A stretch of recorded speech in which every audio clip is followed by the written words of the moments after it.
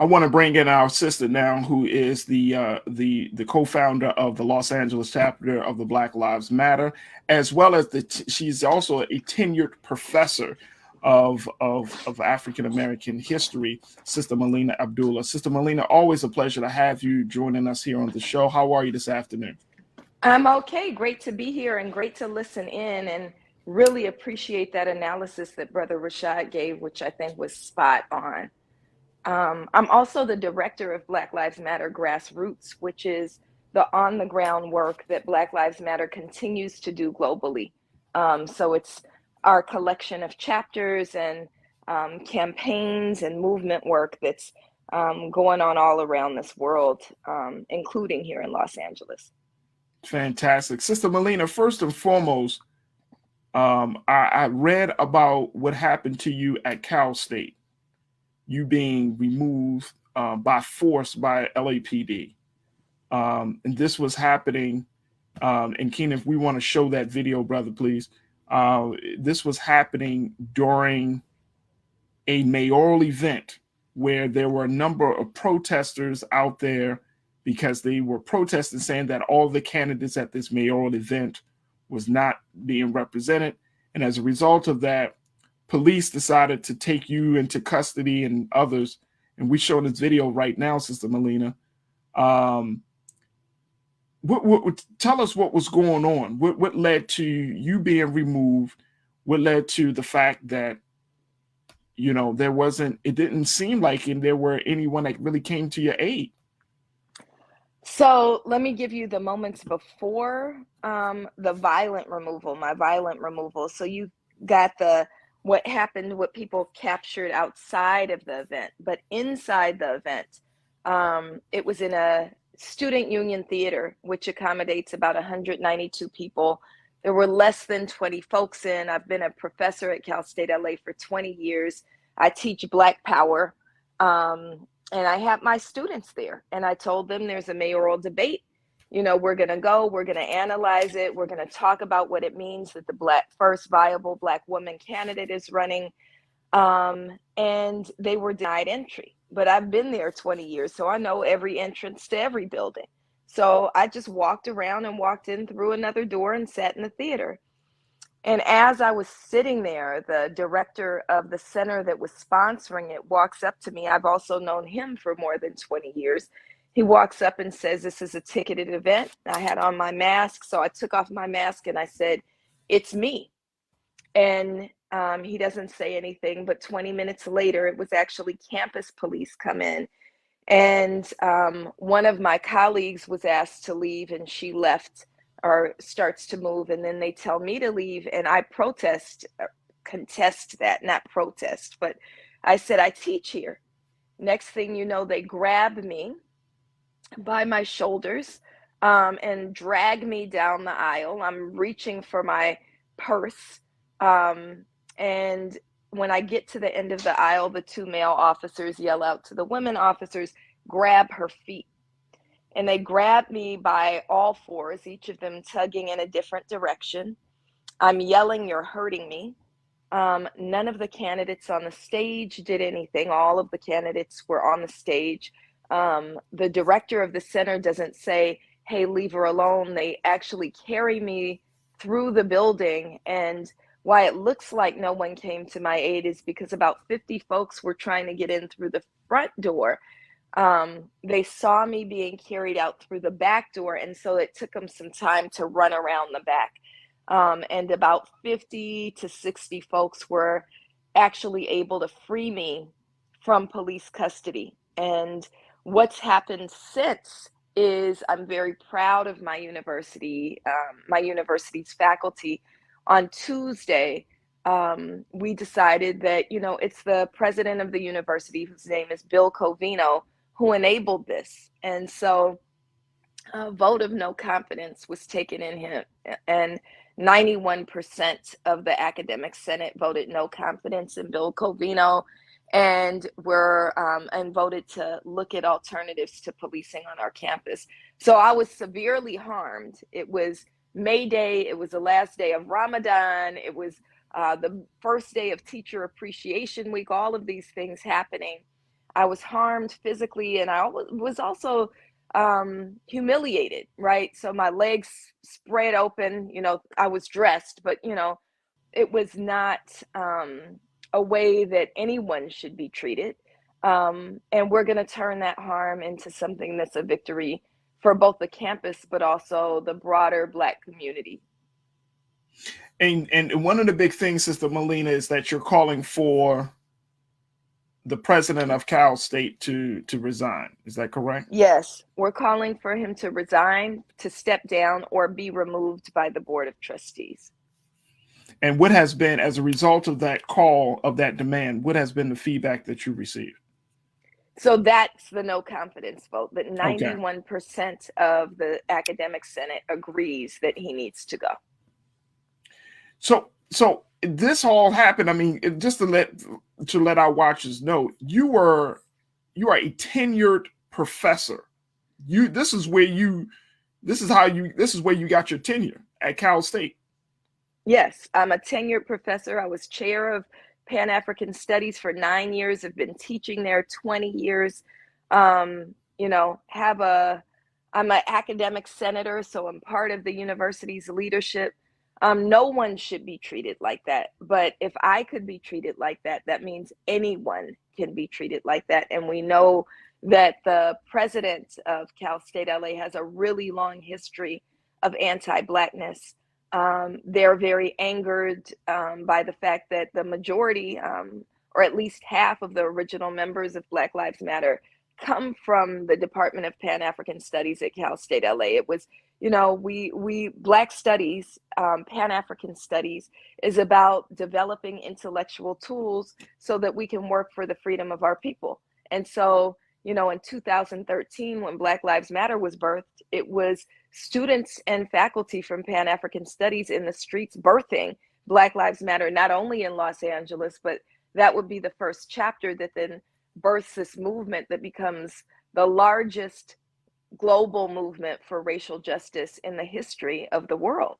And you would think that anybody like us who say, well, that's what universities should be doing, they should be honing those intellectual tools, we'd be praising that. But instead, if you are leadership or misleadership like Bill Covino, you see that as a threat and you try to squash that, including attacking people like me and others. I'm not the first person to be attacked. He's called campus police on students, he's called campus police on faculty, and been really, really anti-Black over his 9-year legacy. And so we're saying that legacy needs to come to an end now. So there were, I mean, this was a mayoral debate. You had some of the major candidates running for the mayor of Los Angeles, President Karen Bass and others. What did they do while this was all happening? They did absolutely nothing. And that's also, hurtful. I've also known Karen Bass for 20 years. Another one of the so-called front runners, his name is Kevin De Leon. I've known him for 20 years. In fact, he was my student. I often take credit for him because he took my class voting campaigns and elections, and now he's in office, right? These are people that Karen and I communicate on at least a weekly basis. And so I actually, as I was being hurt, I said, they're hurting me, and I called both of them by name, and neither of them lifted a finger or said a word.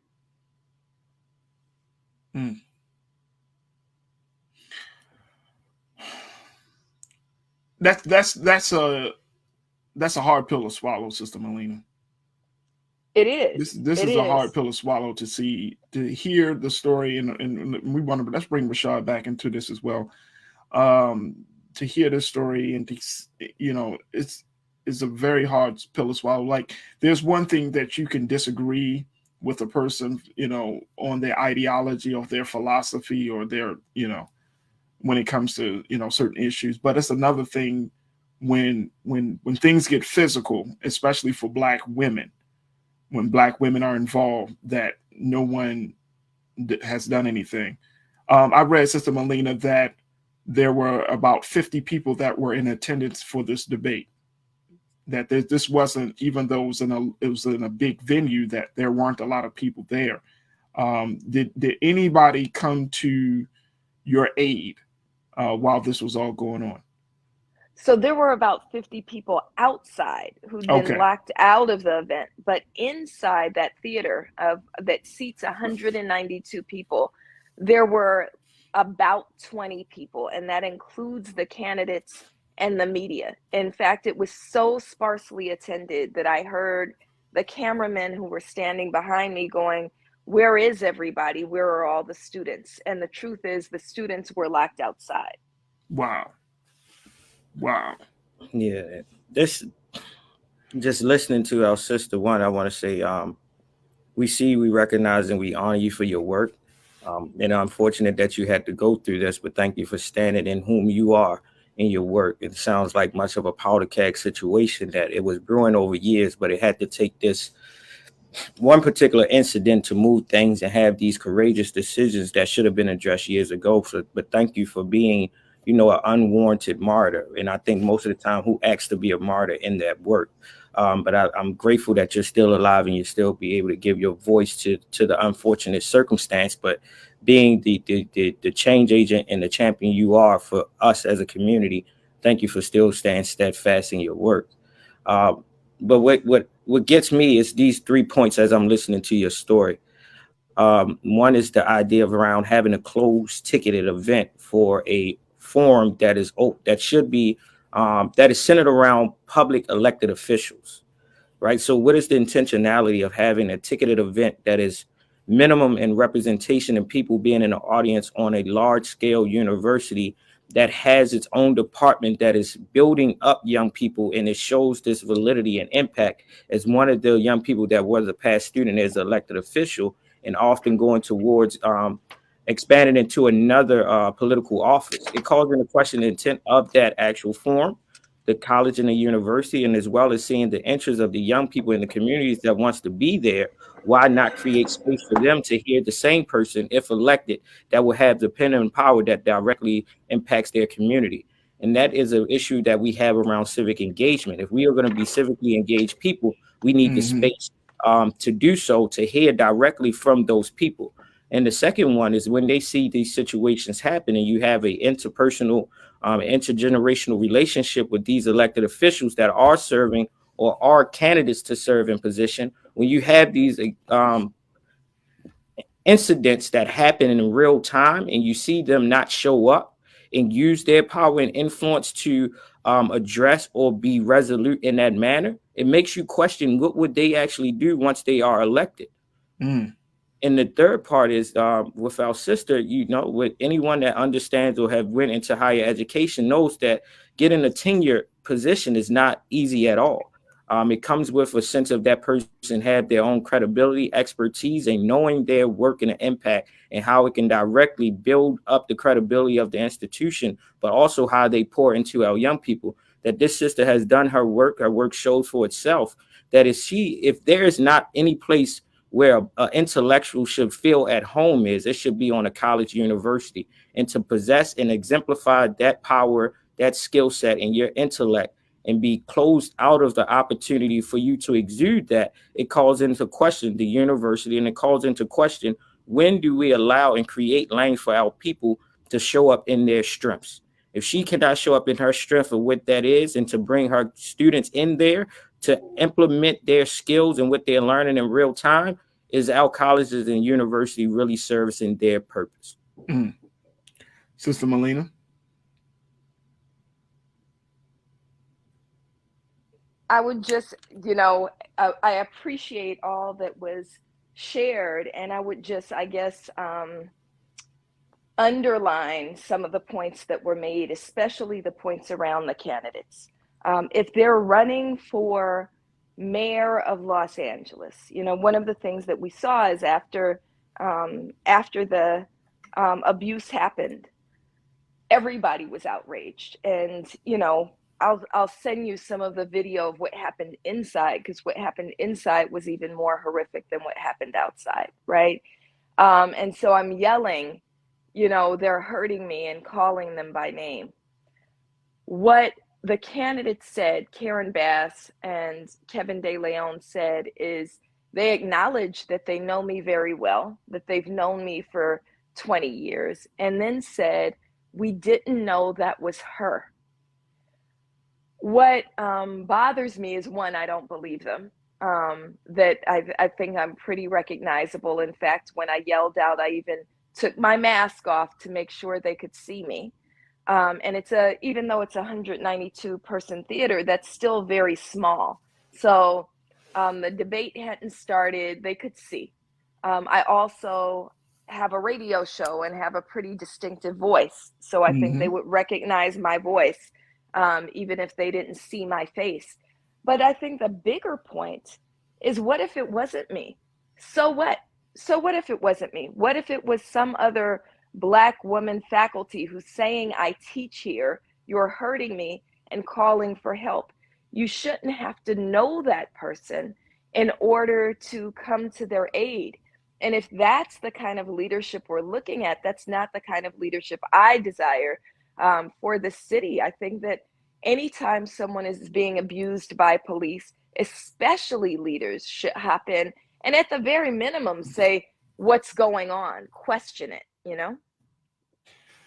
So this situation here, Sister Melina, it just continues to add to, the trials that Black Lives Matter has been under, where there some people are losing their, with the alliances that were made over the past decade, are starting to, what some people would say, are starting to kind of fall apart, because some people say, hey, BLM is still, saying this and that, but the reality is that, the conditions of Black communities and other folks, things aren't really changing. The latest controversy around how the money is used, so people are saying, well, why should we help them when they seem to be self-serving? And I wanted to bring you on because, one, I wanted for you to tell your story unapologetically and unfiltered, in an unfiltered way. But then two, how should people start to look at the work that you're doing as an individual, as a Black woman activist, as a tenured professor, but then looking at the work that you're doing as part of this larger movement? How do people, what do you advise for people to do, or how to look at this situation and say, well, okay, well, Sister Melina was hurt, but I don't like Black Lives Matter because of A, B, and C. It's, I don't know if the buy-in or if the trust and faith that people have for Black Lives Matter is as strong as it used to be, where a moment like this, they would have normally stepped in a few years ago. But now that things have changed, how do you want people to look at this situation? It's just trying to wrap my head around it. Yeah. So I do want to say that, as terrible as it was what happened to me, people did step in. And again, they wrestled me, literally, physically wrestled me, at great risk to themselves, away from, the police who were trying to bring me harm. So I want to lift that up. And I want to say, if there's beauty in anything, there's beauty in that. I also want to say, of course, we've all witnessed what's been happening with the assaults on Black Lives Matter. And I really, again, appreciate Rashad's grounding in Black political history, right? If we think about any movement for Black liberation, so Black Lives Matter is not about, okay, there's these systems, we want reform. We're saying that these systems were built in order to bring harm to Black people, right? Prisons descend from plantations, police descend from paddy rollers. There is no reforming that, right? We have to completely reimagine systems of public safety and invest deeply in systems of care. We can't think that by moving police into our neighborhoods, that's going to be the solution. In fact, as a Black mother of 3 children who lives in a Black neighborhood, I don't want police living in my neighborhood. What I want is strong neighborhoods where, everybody has the resources that we need, right? Where the community is nurtured, where we have food and good jobs, those are the things that we need. And when we say that that's what we're advocating for, that's what we're fighting for, that's what we're putting our bodies on the line for. And now, with people having poured money into Black Lives Matter, we actually have some resources to do some things. That is a direct threat to white supremacy. And so, of course, we're taking on the full-on backlash of those who want to maintain a system that brings us harm, that exploits us for their benefit. And so much of what you're seeing in terms of the assaults on Black Lives Matter, if you think about the outlets they come out in, these are not real media sources. So the Washington Examiner is not the Washington Post, and the New York Post is not the New York Times. So people need to be a little bit more savvy about who's putting what out. We also need to be thoughtful about, some of the attacks around it. Black Lives Matter buy a property. Yes, Black Lives Matter bought a property. You know who else has property?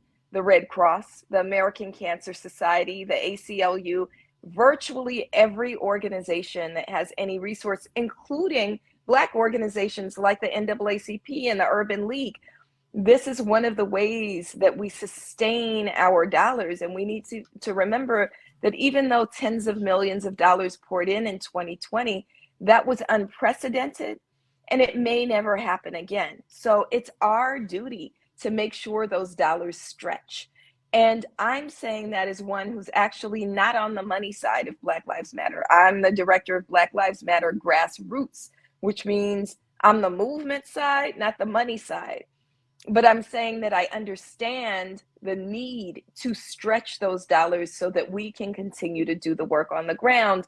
And I think that our pushback as Black people who want freedom for our folks has to be, look, we need to deeply invest in this work. What's happened over the last 8.5 years, Black Lives Matter was born July 13th, 2013, the day that the murderer of Trayvon Martin was acquitted.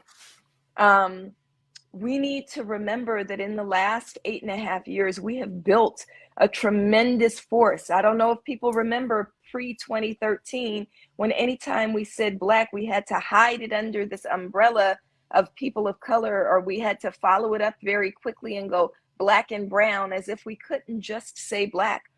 The idea of saying unapologetically that Black people require freedom, my children require freedom, future generations require freedom, is something that's been ushered in. And that has meant differences in the ways in which we're represented in media. It's meant a commitment to liberatory models of education. It's meant a pushback against the assaults that we experience every day at the hands of police and prison systems. And so it means that for Black people, we can't allow a backlash, white supremacist backlash, who wants to hold on to old ways of being, to really cause us to turn our backs on the most viable movement of our lifetimes. And at this point, Sister Melina, do you want people to? Do you think that people are justified in walking away, not showing their support for Black Lives Matter, or do you? Or what are your thoughts around that?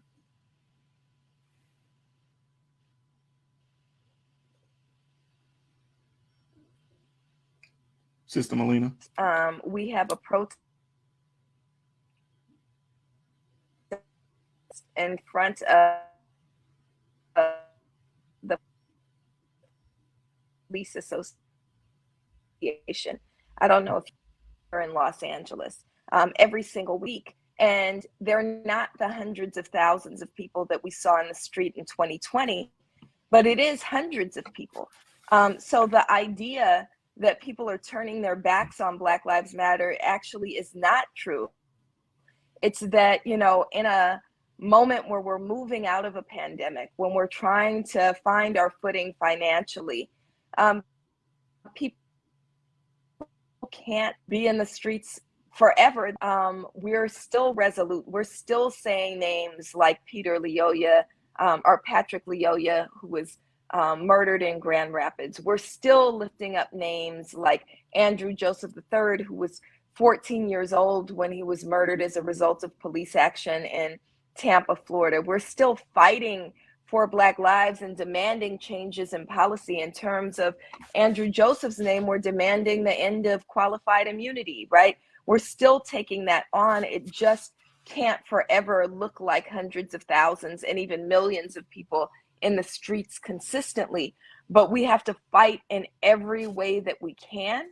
I'm especially inspired by the children who are leading the Black Lives Matter in Schools work along with their teachers, saying that we need to invest heavily in education and nurses and counselors and librarians on our campuses, and remove the police who actually on a daily basis, traumatize our children.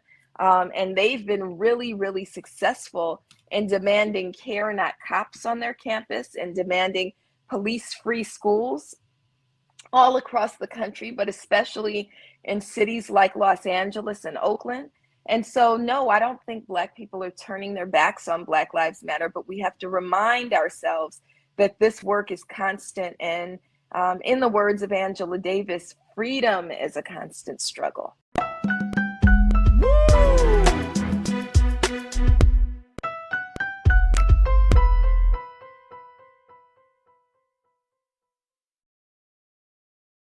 Elon Musk, who is the SpaceX and Tesla CEO, said that he would allow former President Donald Trump to jump back on the social media that he is working to buy and to fully acquire, the $44 billion social media platform Twitter, where the former president, was permanently banned from the social media site as a result of what happened on January the 6th. Now, Mr. Musk has went as far as to say that he thought that the decision to ban Trump on Twitter, on this platform, was quote unquote morally a bad decision. He said that. And he spoke to the co-founder of Twitter, Mr. Jack Dorsey, and the CEO, and they both agreed that Twitter should not support permanent bans on accounts unless it involves bots or spam or scams. Yeah.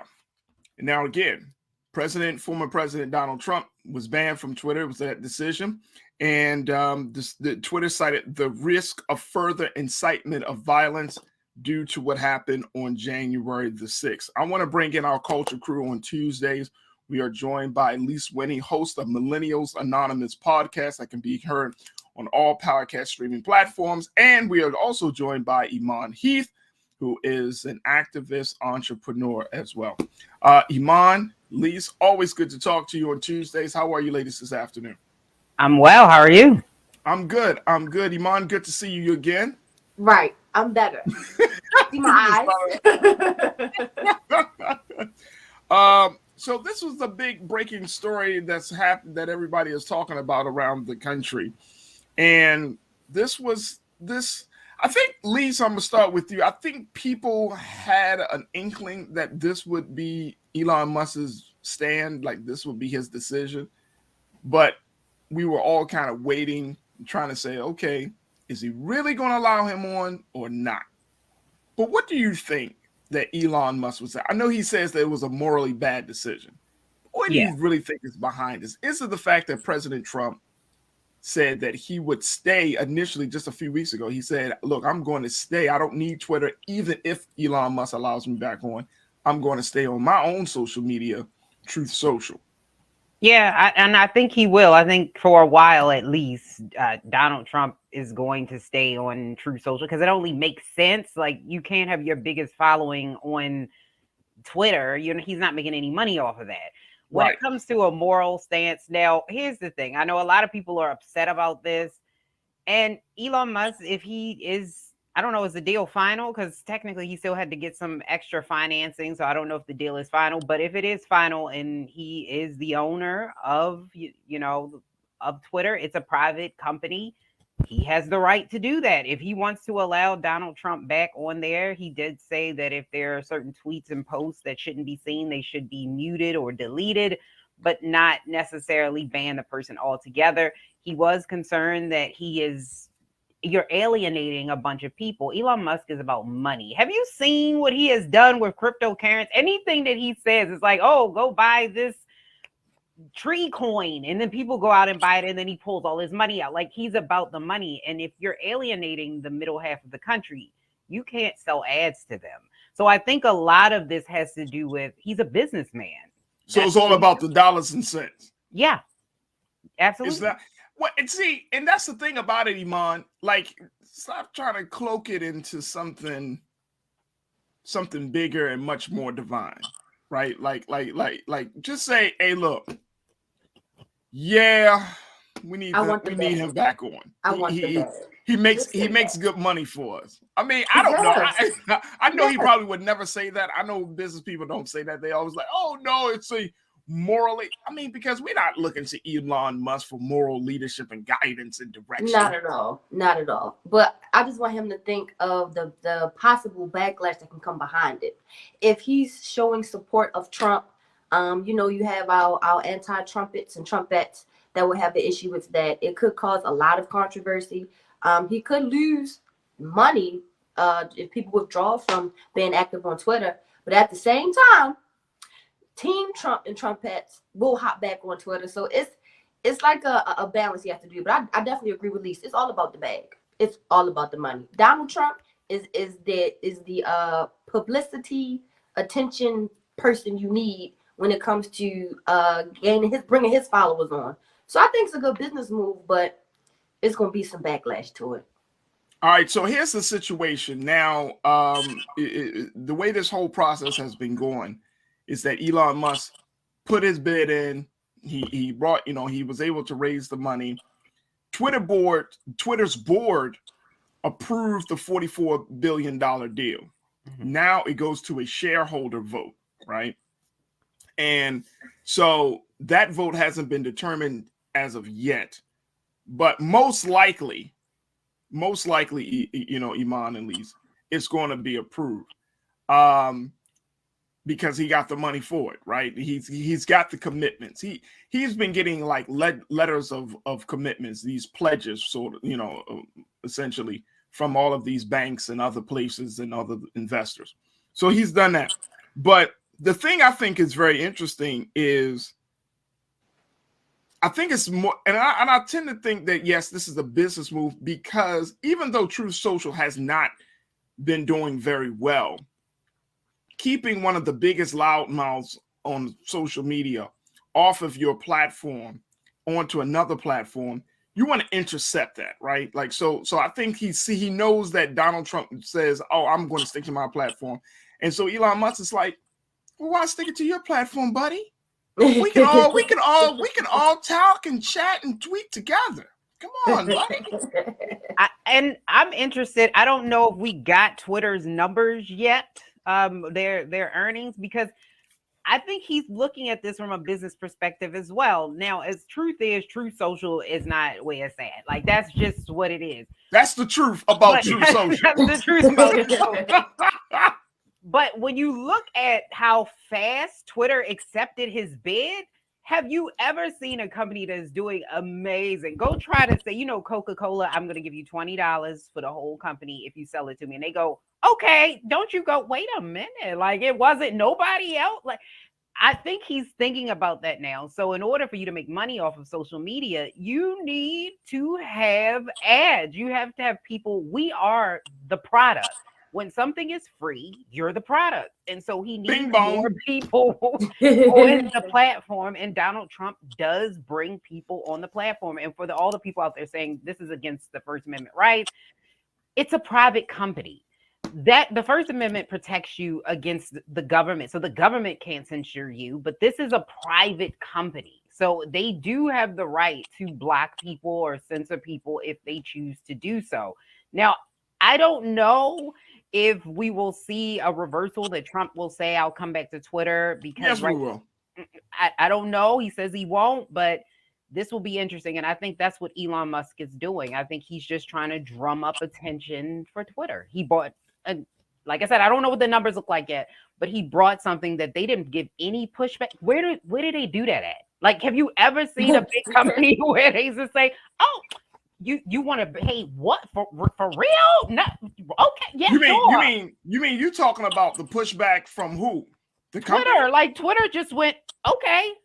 Like, well, he they put had up a initial number. pushback. Remember now, when he said he wanted to buy the company, they tried to create a situation where it'd be very hard for him to do so. Like, they put a cap, I think, on the number of the amount of stocks that he. They didn't want him to have control over it. They didn't want him to have control of it. It wasn't the money, though. That's the part where I was like, really? Okay. Like, there was no one else trying to bid for Twitter. So usually when you have companies like this, please, nobody pulling out $44 billion out the back.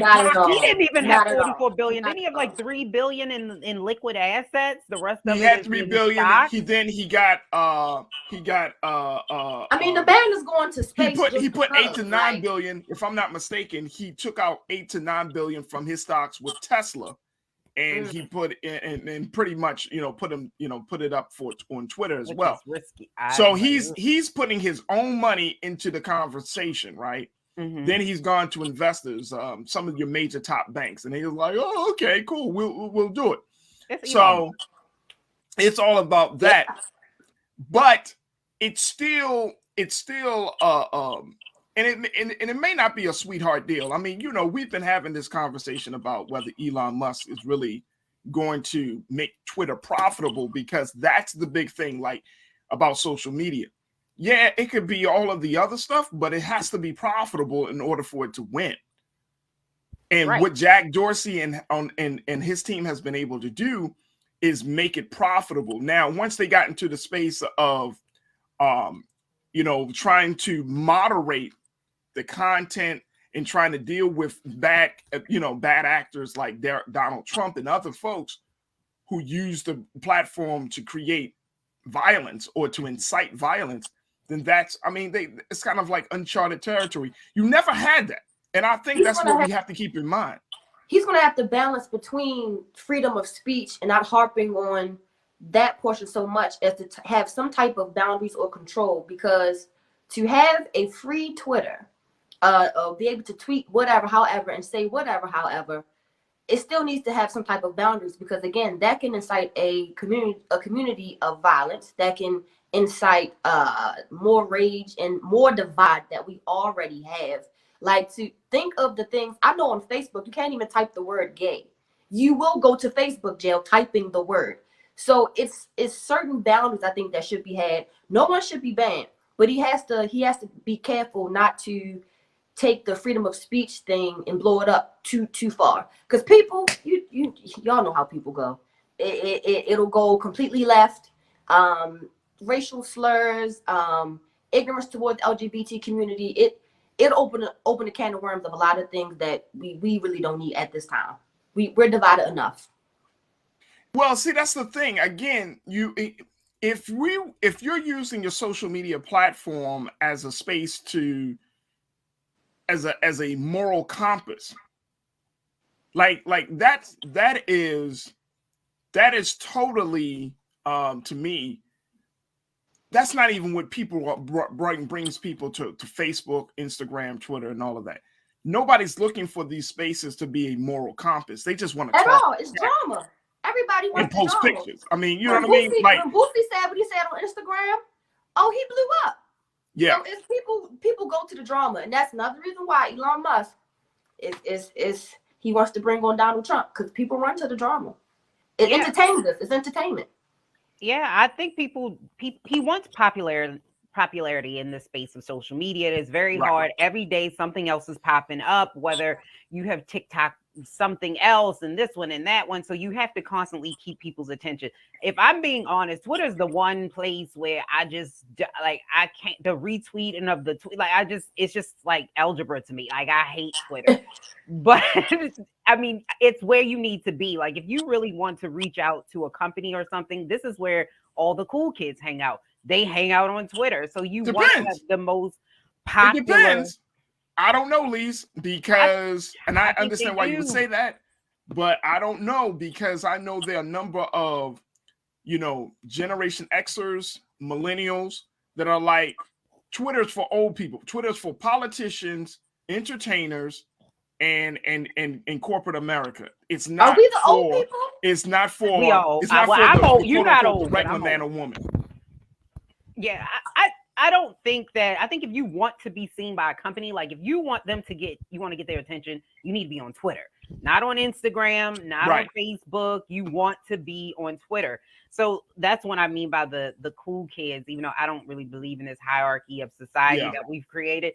But that's what I'm talking about. It should be interesting, like I said, to see how this plays out in the long run as far as freedom of speech, because again, this is a private company. This is not a government run platform. If that was the case, then we could start having those conversations. That's like if you go to a baby shower and they say, don't say baby, you can't say, you're infringing upon my rights. Like you can't do that because this is a private, little party. I do think he's on to something though, as far as what is being banned, because sometimes people get banned on these social media platforms because the platform itself doesn't necessarily like it, or you don't like it. It doesn't mean that they shouldn't be able to speak, because they're not really organizing in these spaces like they are, on this black web. Like that's where these people, 4chan and all those places, that's where they're starting to organize. And I don't want to push these people off where you can't see them. If you shut your door and you closed off to the public, we can't see what you're doing.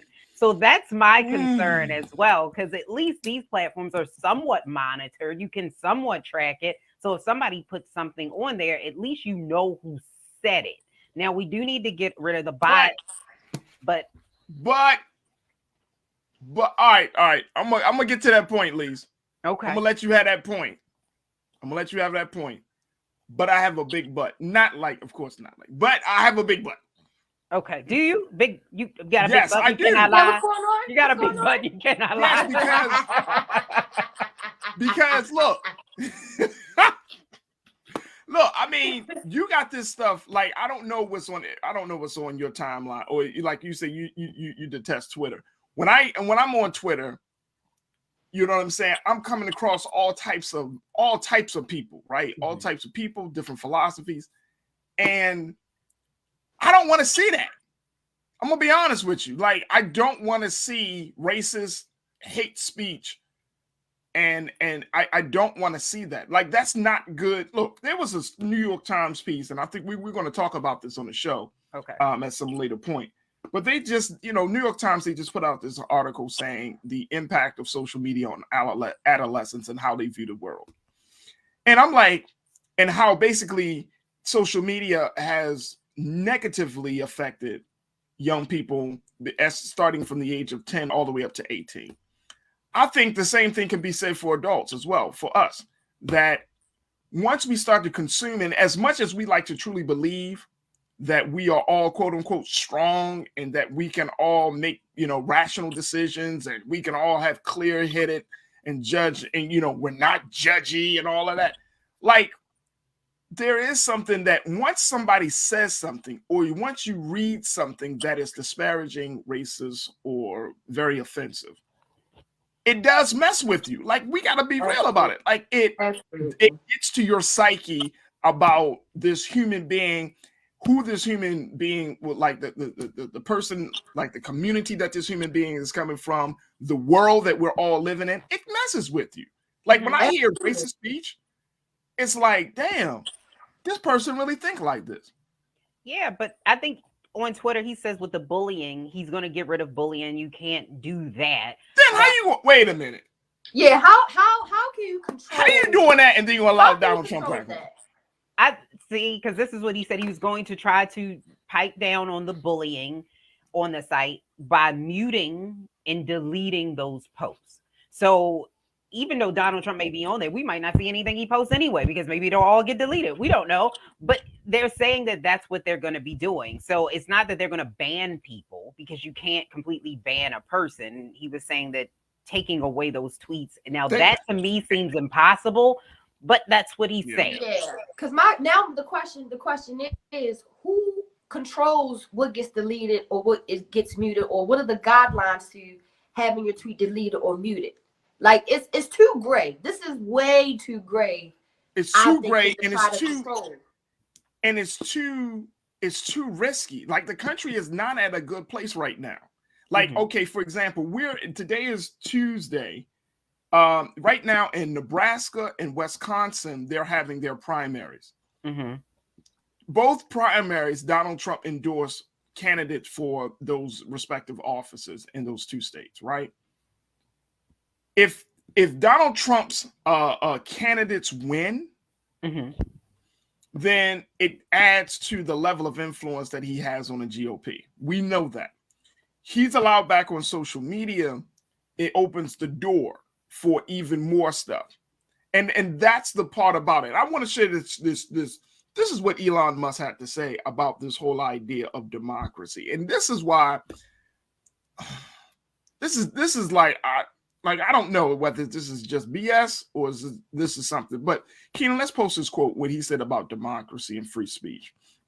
He said this, folks, and I think this is really interesting. He said free speech is the bedrock of a functioning democracy. Keenan, we could post that.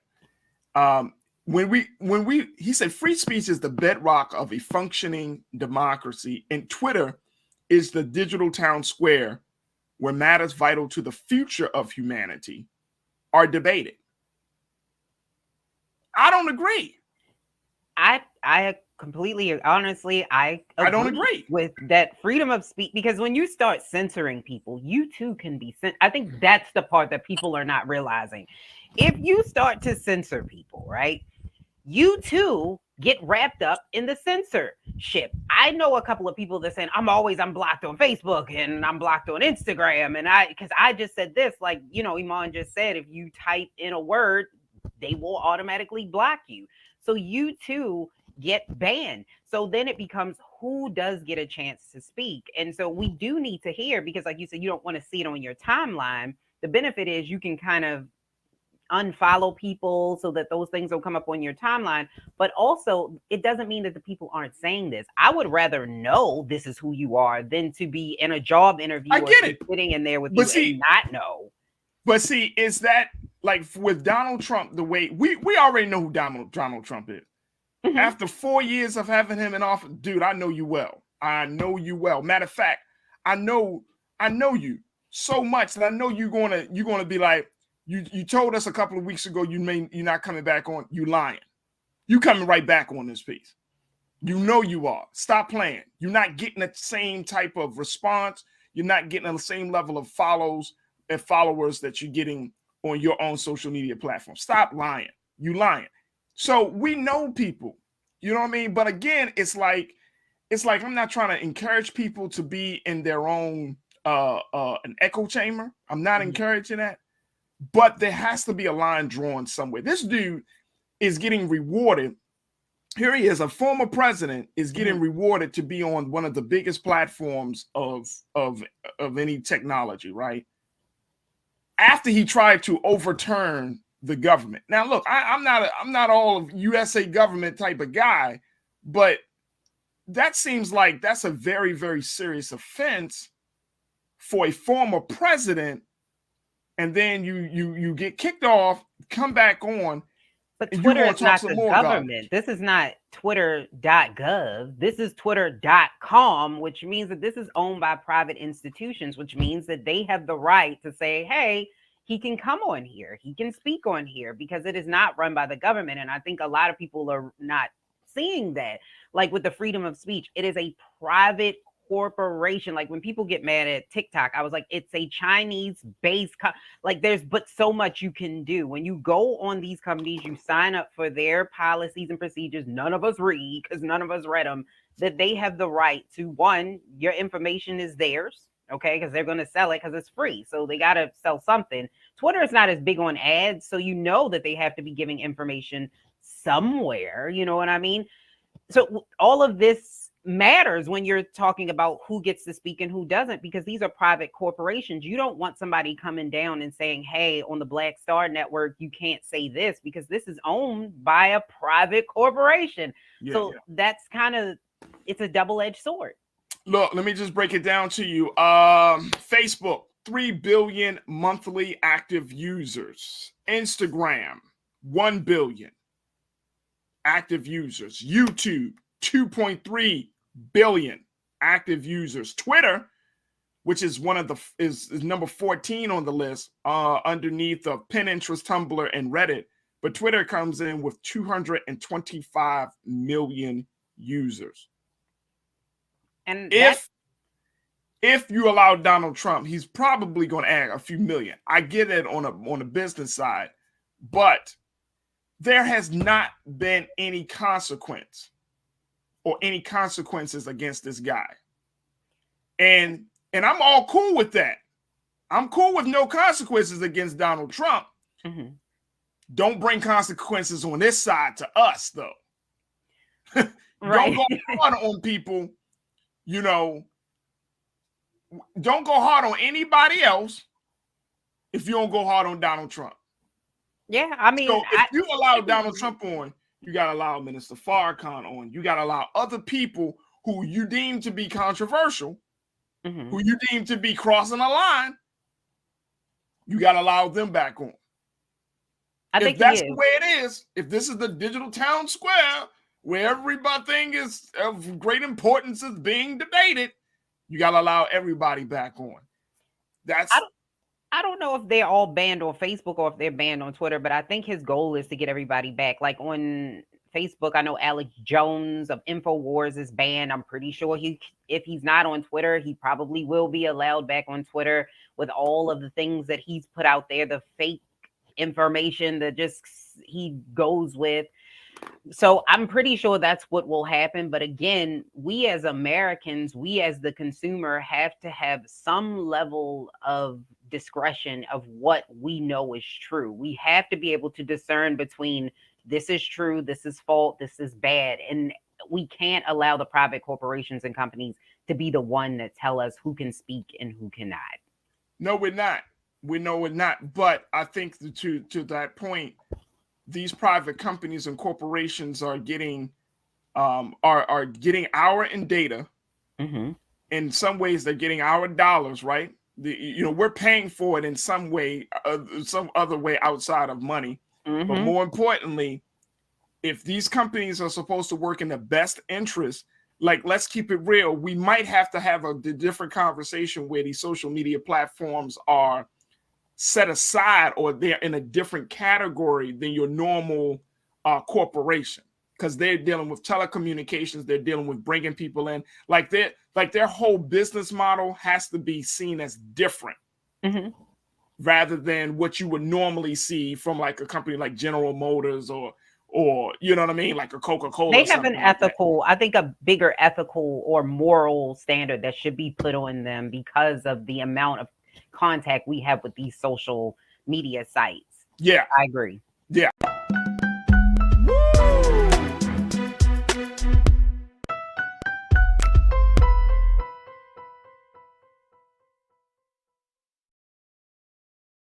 We're looking at a very, very serious misinformation campaign facing Black voters.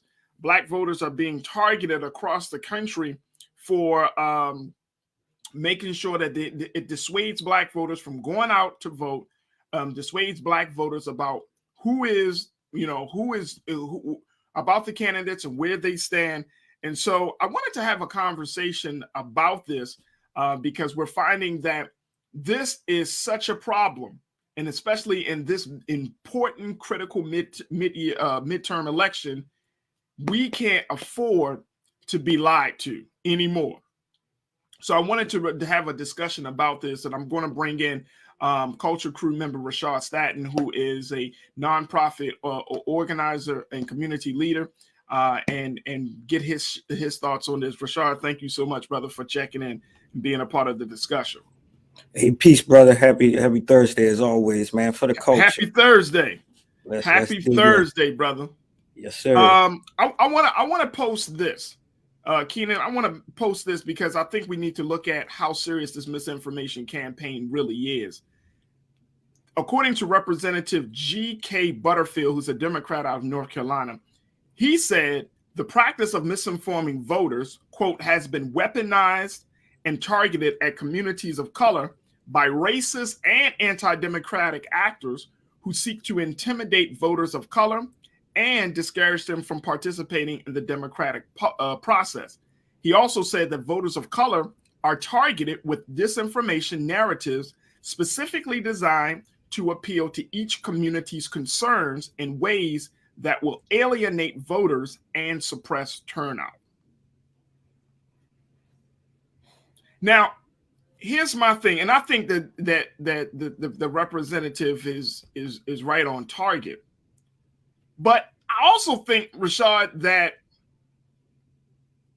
asking people to vote at a time like this, where some people feel like their interests aren't being addressed, where they feel like their grievances aren't being taken seriously, that it's not the low numbers or the turnout is not just about the information that people may read about or see on social media or anything like that.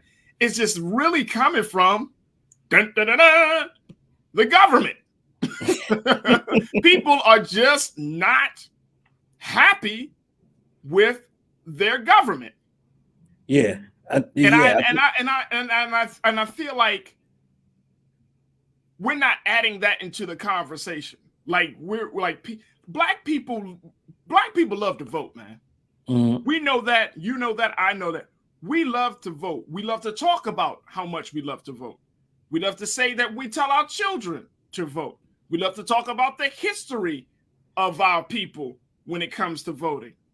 But we're not talking about the fact that it's not about those things. It's really about the government's lack of performance or the government's decision to not address the issues that are facing Black people in this country. Therefore, the government has created, dissuaded, and uninterested voters. Not the narrative, the government itself. What's your take on that? Am I wrong on that or not? I think you can ring the bell right there. I think you just hit it on the nail. Like you said, this is not a place where we can just identify one particular problem as it is the sole reason, right? I think what you said as well is the country, and not even specifically to Black people, but the country themselves have a low morale and confidence in where our government and our elected officials have done since their election, since what they have put as a prioritization to their campaigns and what they have done since being elected.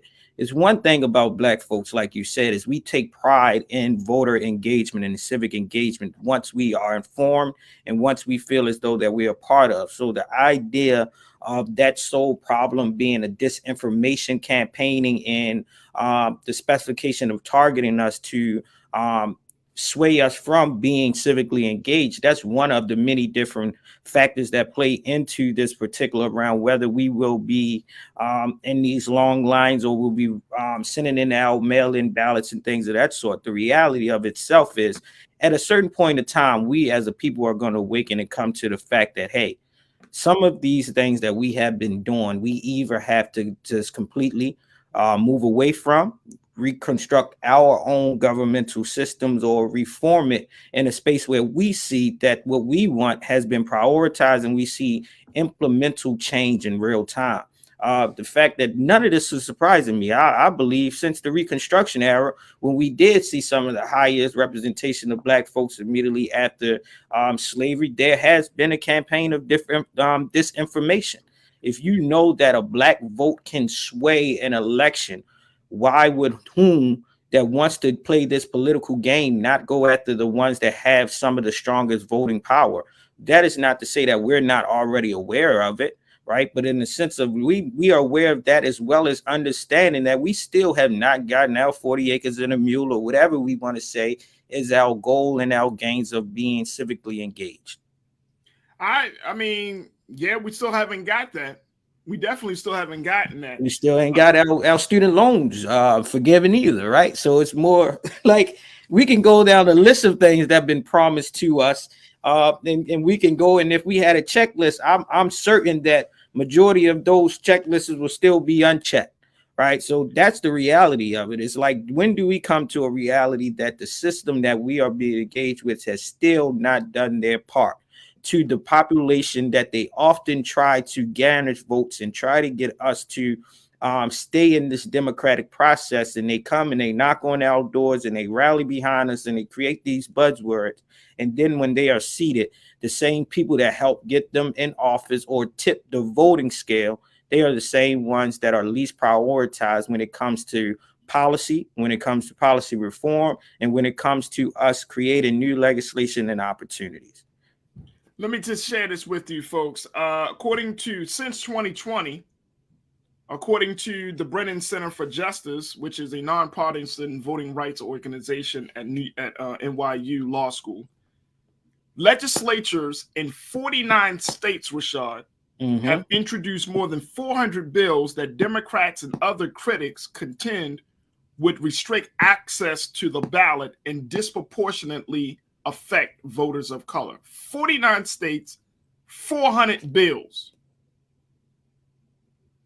to restrict access to voters of color since 2020. So we're talking about 2 years. And that number continues to rise. I'm talking about the number of bills continue to rise, even in 2022.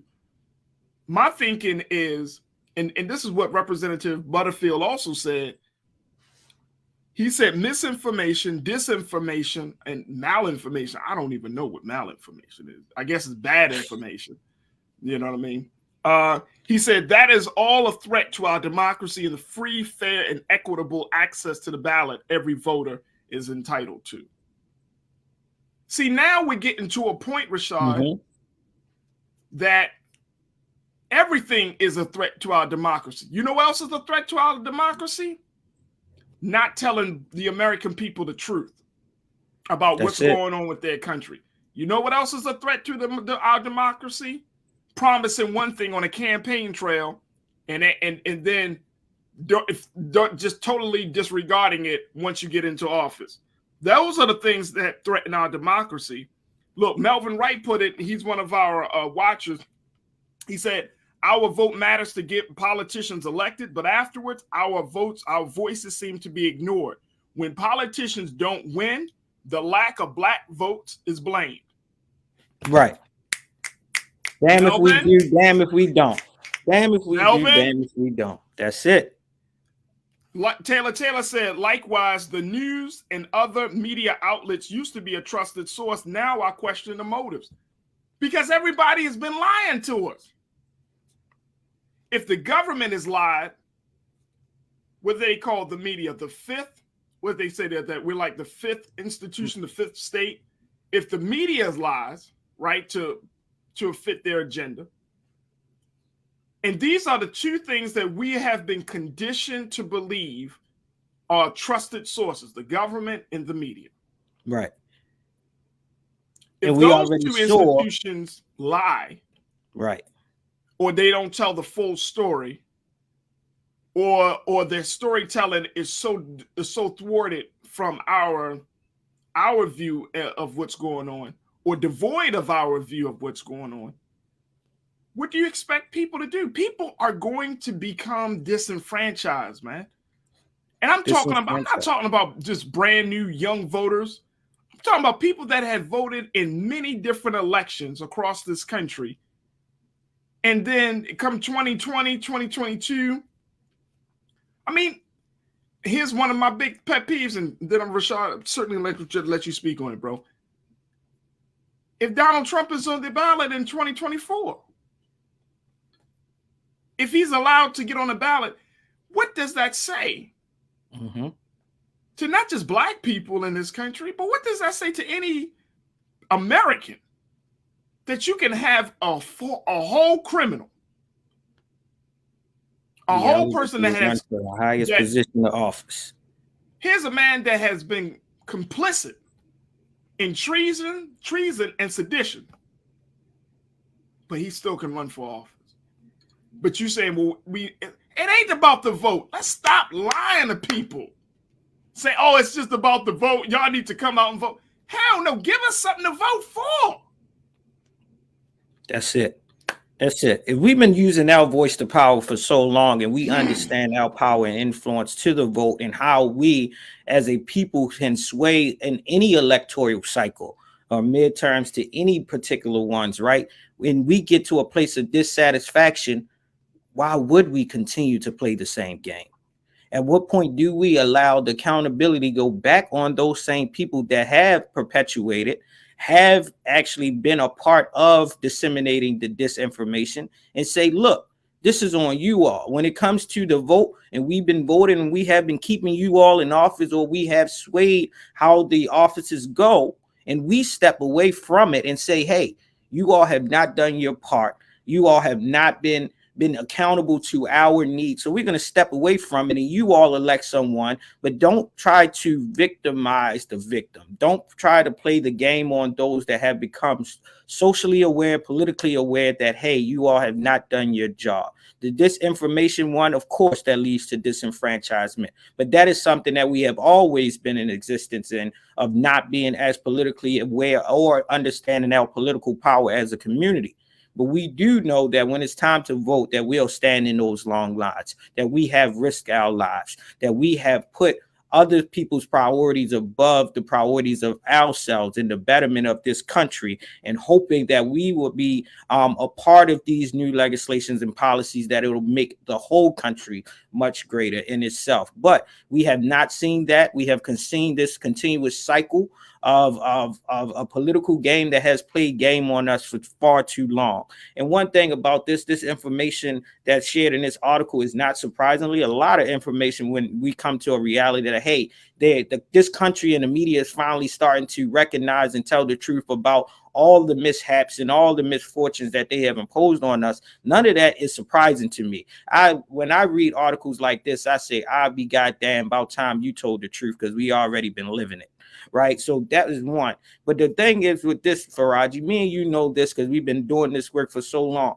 We go out every single day, and this is a platform like that has working, that works tirelessly and diligently to provide factual information in a space that is digestible for our people to receive it, employ it, and implement it in their daily lives. Even this recently, I had a conversation with a member in my own family about our gubernatorial candidates in the state of Maryland. And the conversation that was one of their strongest defense was disinformation.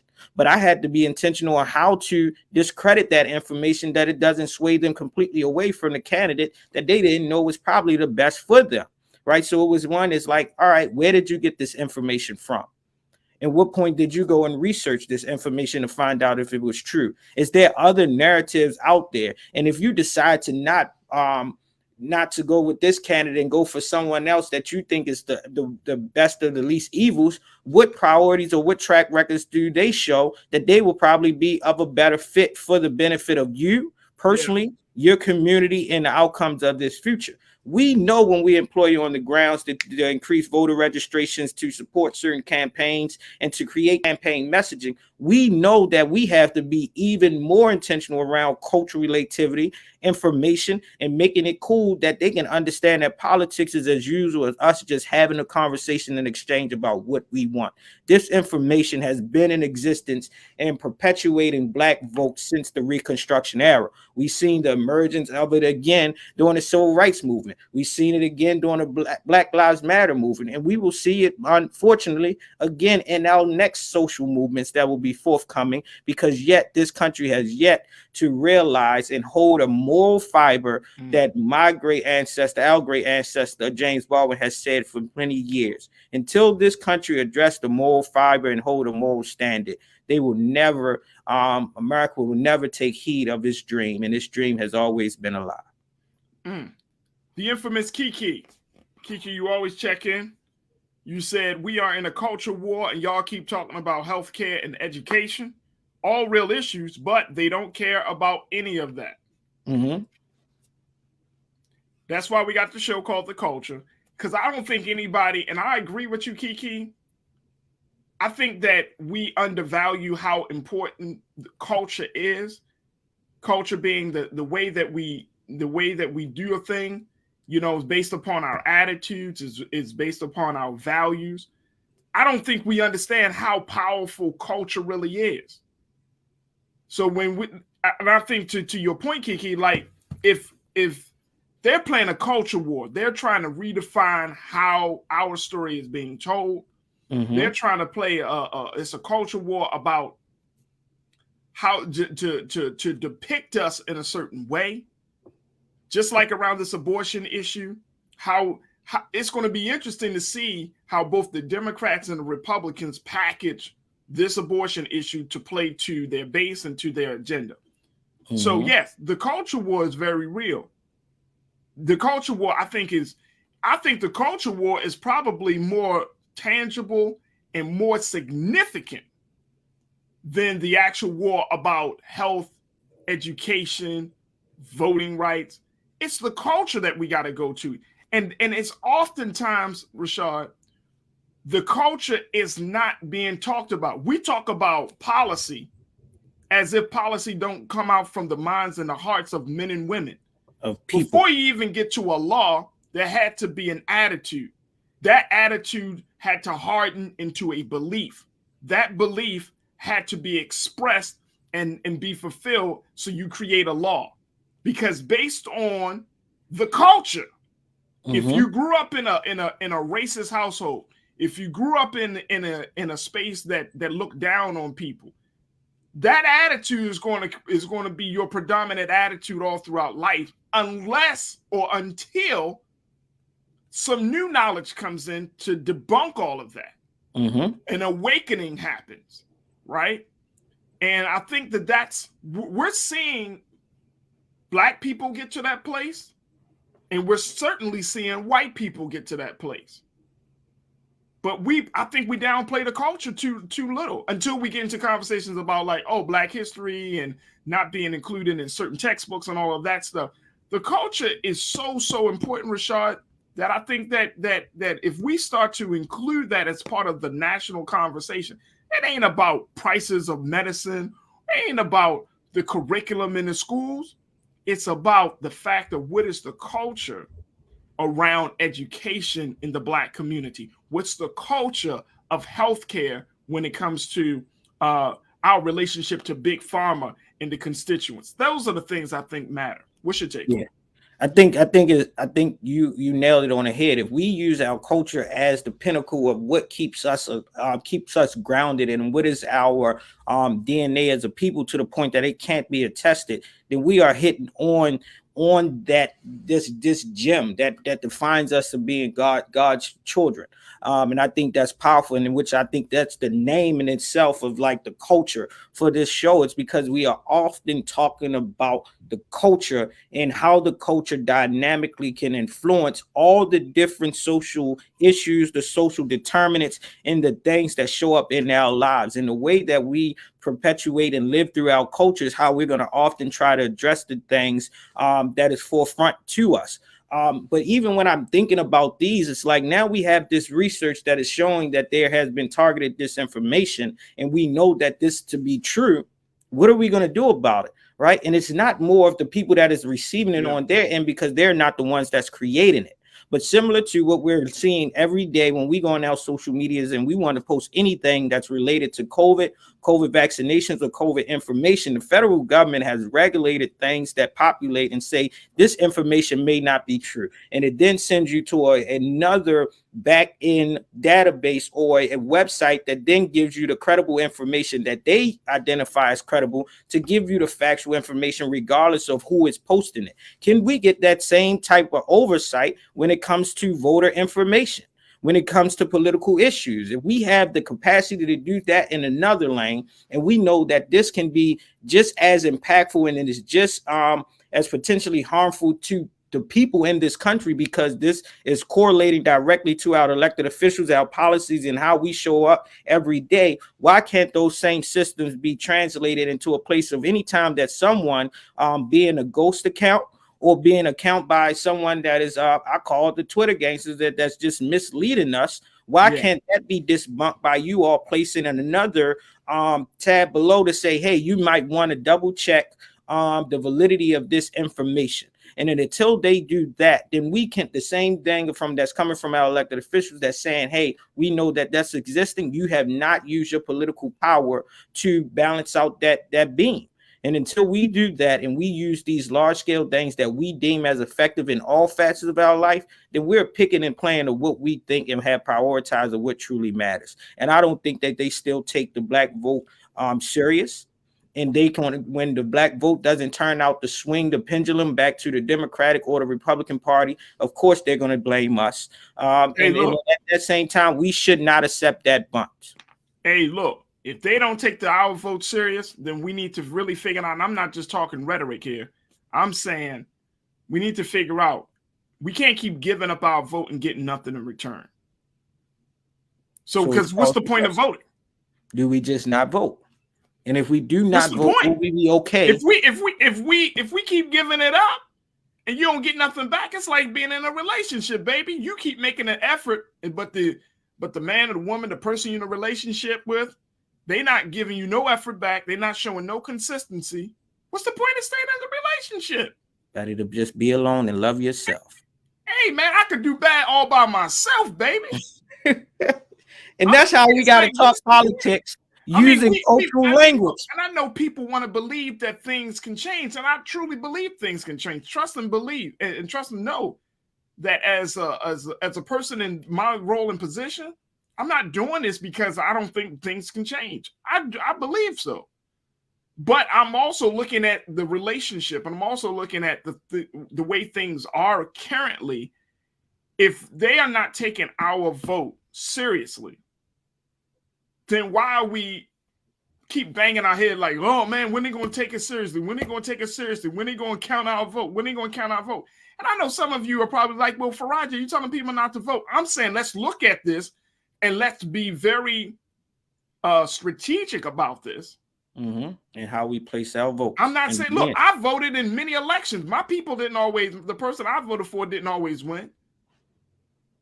But I'm tired of being in a relationship where we making an effort, and we get subpar effort from the other side. And then we're expected to keep going all out. Yes, sir. Only to get our hearts broken. And I'm not trying to make light of it, but I remember the movie What Love Got to Do with It when Larry Fishburne's character Ike Turner hit Tina Turner's friend in that diner. She said, you only got to hit me once, Ike. How many times we gonna get hit? You know what? I don't know. I say one thing is, and this will be my closing one, is a call to action, right? If we can't hold our elected officials accountable to be in our communities throughout the entirety of their time in position, right? Does not just be on the campaign trail when it's time to garnish the vote, but once you're elected and we see you in your communities, you're still holding information sessions, you're still holding the brief sessions and things of that sort to keep your community informed of what you are trying to push and legislate and push forward for the betterment of your communities. Then look, when it comes to that space after your term is up and you're going for re-election, you can't expect them to come back out again. And secondly, what we have to do, and that's a call to action to the organizations that I lead and I support nationally, locally, and statewide. We as a people, after gaining and raising the awareness around civic engagement and voter registration, we as community-based organizations, civic organizations, larger institutions have to do our part in keeping the conversation going year after year, month after month, with programming that informs our people of their voting power, that informs them of the political system, how policies are passed, when the House is in session, when the General Assemblies are in sessions, who are actually have power to appoint certain commissions, to fund certain policies, to fund certain educational systems. We have to have that thing. And one of the things is why we're doing it ourselves, for Rogers, while we're continuously trying to activate youth-led candidate forums, right? Because these young people are our next larger voting population. And if they become informed early on, they will make informed decisions as they become older, become more civically engaged, and grow into adulthood. So if we can't change the mindset of those that are elders and those that have become impatient with the political process, we must start from the young. And that's what Frederick Douglass has said. And some things has not been broken. We must build up and modernize those blueprints so that we can maintain and sustain a culture that is beneficial to us as a people. Bro, I appreciate that, and I want to be very clear. I'm not saying to never vote, folks. I'm simply saying be strategic. I think you should vote locally. I think you should vote for your congressperson. I think you should vote. You know, one of our watchers said that jury pools, forensics accountant, jury pools are comprised of registered voters. Yes, you can still be a registered voter. You can vote locally. But if Black people were to sit out this next presidential campaign, this next presidential election, what do you think will happen? I'm just posing a question. What do you think will happen? Now, the midterms, yes, because they're a little bit more closer to home. But the national, I think we should have a conversation about it. I think we should have a very, very serious, real conversation about it. Because I'm tired of being in an abusive relationship. That's where I am. I'm tired of being in an abusive relationship. We have to organize and galvanize our Black political power. And at this point, this cycle that we're in is not doing it. You're not going to empower the next generation. You're not going to bring new people into the fold. You're wishing upon a star that change is going to come. You're waiting on a mystery God that your reality is going to be different. Vote locally, but should we vote nationally? If we're talking about really getting the attention of this government and this country to let them know you are not going to keep taking Black vote for granted.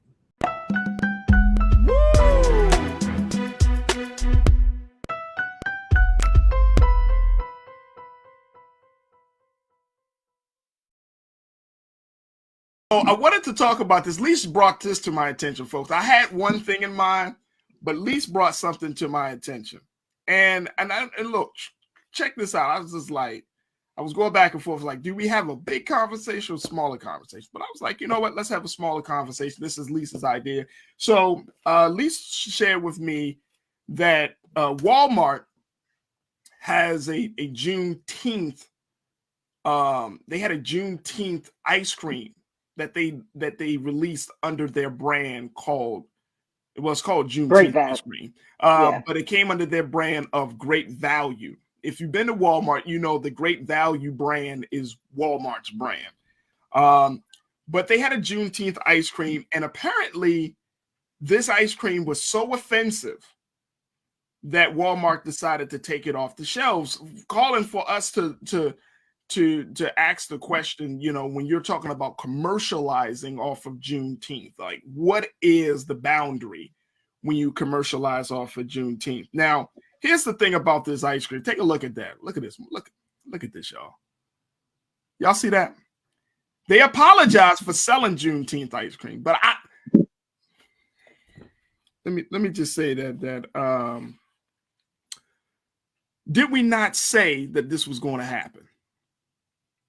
The moment Juneteenth became an official federal holiday, did we not say we're going to start to see some wild stuff happening? Now, y'all probably thought that this was going to happen on a Keenan, please show this again. Just show a little picture again. This is Walmart. I just wanted you to show this ice cream tub again. What is this? Half a gallon? No, this is what, a pint? A pint. Yeah, a pint. This is the pint of Juneteenth ice cream. And I'm not saying it to be funny.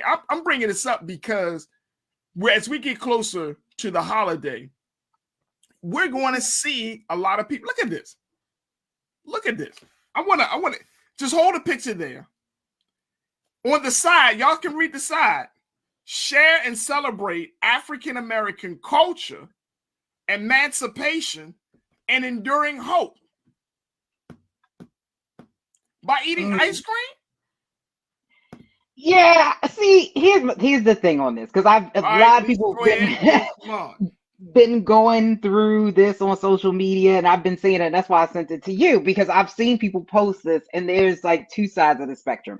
Yes, for the longest time, people have been pushing for this to be a federal holiday. It became a federal holiday. Once you make it a federal holiday, it becomes fair game. So my thing is, you need to be careful what you want or what you're asking for. And this is why I always say up front, be sure what you're asking for. Just like the 4th of July and all of these other holidays that have become federal holidays, even like the commercialization of Christmas and Easter. And Easter is not, I don't think it's a federal holiday, but you get my point. It's becomes commercialized, and they're going to sell it, and that is what capitalism is. And I think, unfortunately, when we wanted more people to celebrate it and you want more people to see it, this is what's going to happen. It's going to be sold in Walmart. So people are saying, do we get a kickback from that? Like, do black folks get something as a result of this ice cream being sold?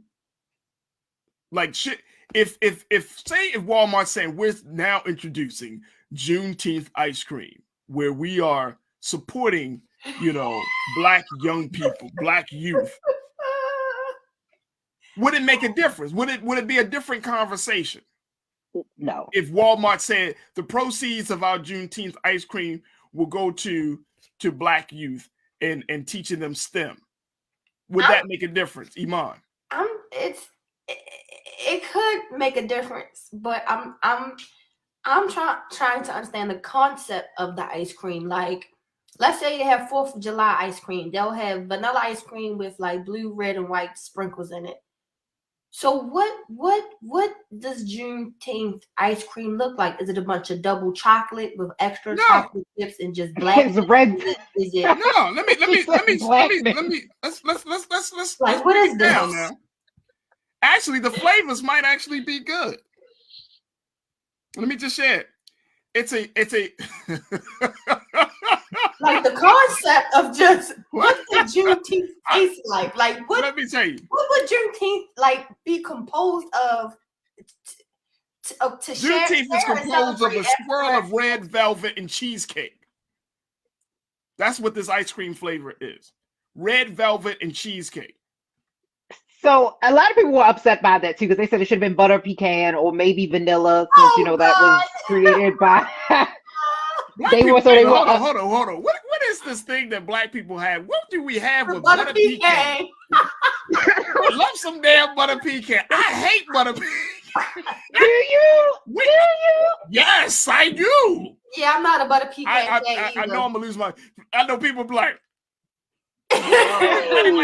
Every time you think about a black person, be like, yo, you give me some of that butter pecan. Be like, you take it butter pecan in there, ice cream. Like, come on, bro.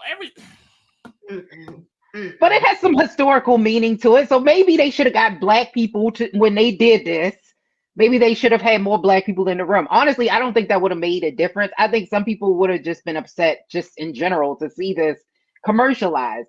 But then again, the people in Texas, where this thing, it became a big thing, wanted to see this. So who am I to say that you shouldn't celebrate it on a mass scale? This is what they wanted. Yeah, like I can say I'm not.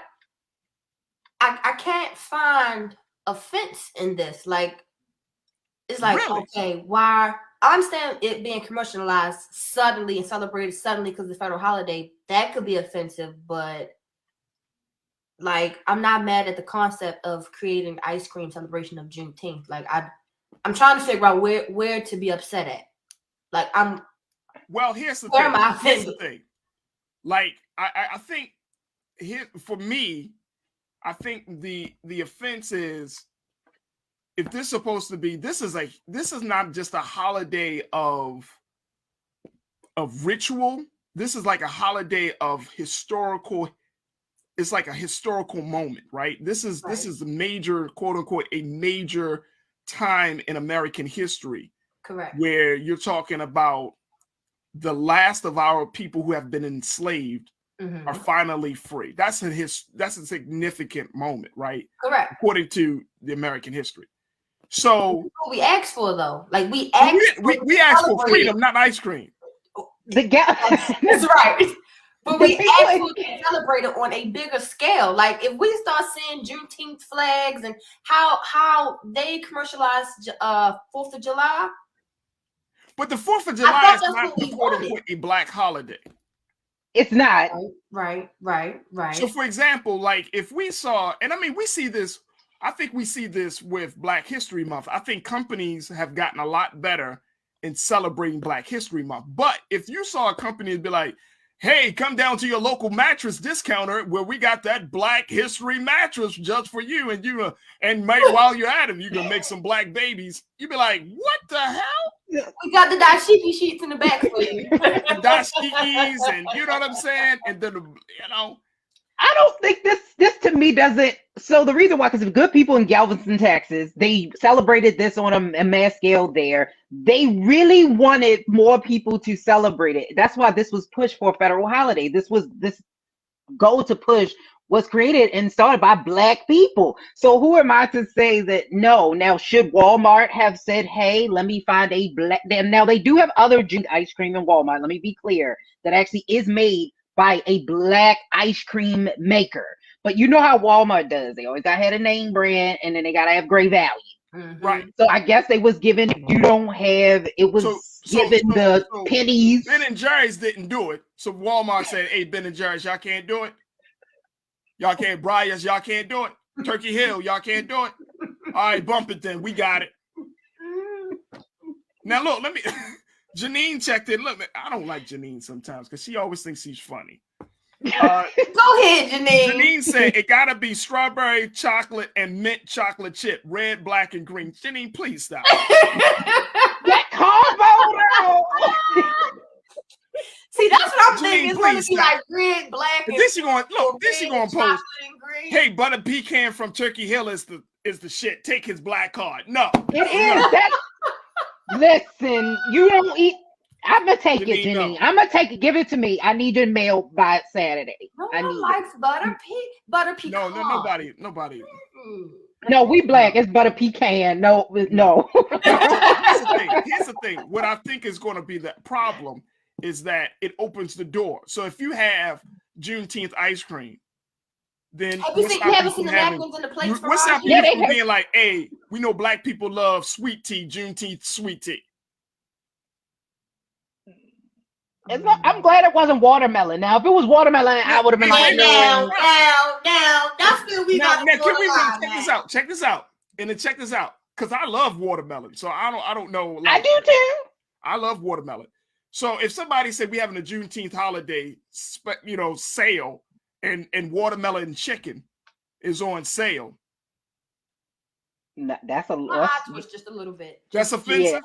That's offensive. If let me ask you this question. Let me ask y'all this question.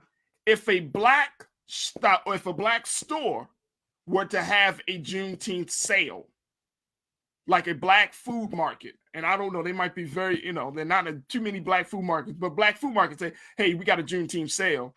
Would that make a difference? I think a Black market, a Juneteenth sale? Yeah. I don't see, because like I said, I'm on the other side of it. This is what we kind of asked for, like the people who wanted this to be mainstream, this is what we got. And there actually is, when I was looking, there actually is a Hanukkah ice cream. That's capitalism. I'm so sorry. I said it in the comments. She says they stay appropriating our culture. There's no Hanukkah Passover ice cream. Unfortunately, capitalism is terrible. Like, they're gonna capitalize. No. It's not just terrible. But Black folks, our struggle has always been diminished, and we become the butt of the jokes. We do. I do agree with that. That a lot of the times the things that come out for us, it seems rushed or not. We were not consulted. So then the stuff comes out and it's like, well, this doesn't really stand for, because if they were going to do it, at least talk to the people in Galveston and say, what flavor should this have been? What flavor are the flavors in the foods that you eat on Juneteenth? What are the like? I think they should have done that and gone above and beyond instead of saying. But to at least to your point, I don't think we should have any type of cookouts on Juneteenth. I don't think we should make it like that. Why? Huh? What should We should have. I think Juneteenth is probably one of the very few holidays where we don't have to quote unquote go in a celebration mode, but we should be in education mode. We should be like teaching our babies about the transatlantic slave. They don't know about slavery. They don't. Trust and believe. Who don't know about slavery? Now I'm talking about en masse. I think it's the perfect opportunity to be like, all right, y'all. July 4th, we always celebrating. Memorial Day, we celebrating. Birthdays, we celebrate for 2 years straight. You know what I mean? Depending on whose birthday it is. That is facts. You feel what I'm saying? Like, we always in celebration mode. And part of me is just like, yo, we don't have to celebrate. Let's celebrate by teaching these babies. These babies really don't know about the transatlantic slave trade. And I think we do a disservice by allowing this to be like, yeah, what we celebrating, mommy? What we celebrating, daddy? We you know, shit. Black people were free, and it's like they have no connection. But that's what Juneteenth is, though. Like it was a celebration. They did. That's what it was. After it was a celebration. I know. Go ahead, Iman. Go ahead. I say we can do both. Both. It can be a celebration because that's what it was originally. Juneteenth was a celebration. Now we all aware that we are free. We are now. Everybody's gotten the news that we're free. Okay, cool. But I do understand your point as far as education, because children, especially I want to say middle school down to pre-K, kindergarten, they don't get the same dose of what slavery was that we did, or Jim Crow that we did. It's much softer now. It's an ice cream version. It's the Juneteenth ice cream version of what slavery actually was, that we knew of and we were taught. So I understand both perspectives, but make it celebration and eat. I found out a black man eating macaroni and cheese like 2 weeks ago. So I say celebrate and eat.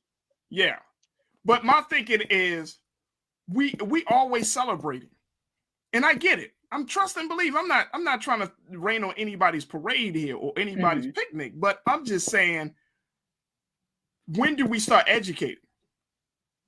You know what I'm saying? Like what holiday outside of Black History Month, right?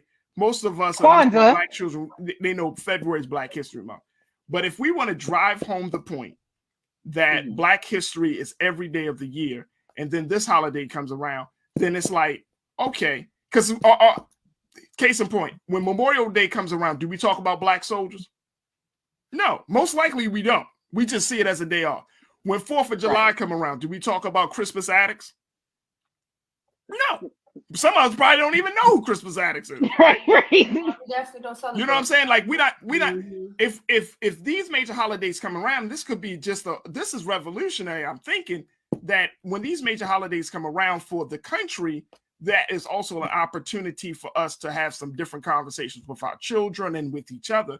I mean, out of all the things, all of the ways that we can kind of, like, this country is saying, okay, Juneteenth, the end of slavery, of chattel slavery and all of these things, like, our level, it should be a day where we really edify the ancestors. It should be a day where we really educate. And I'm not trying to say there's no celebration in that, but one, this was like 2 years after the institution was officially over, right? Right.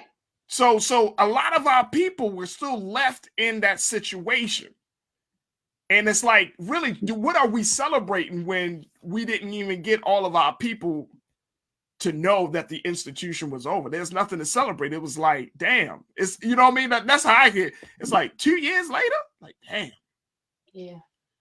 You know what I mean? But I don't know. Like, I just like, if the only thing that we could force America to do is to give us little trinkets like ice cream or discounts or deals or stuff like that, like, we will never be taken seriously as a people. Like, we got to force and to ask for America to demand and say, look, like, this is an institution that you brought us in. Therefore, don't try to, our reparation is 30% off of a cup of coffee, or, you know what I'm saying, some ice cream. It's like, y'all need to do some real celebration. Like, for example, are we going to expect it to see, like in Baltimore, of course, you know, we have the AFRAM and the celebration of African-American history and culture and those things. But when you ask Black people, what is Black culture? What is Black history?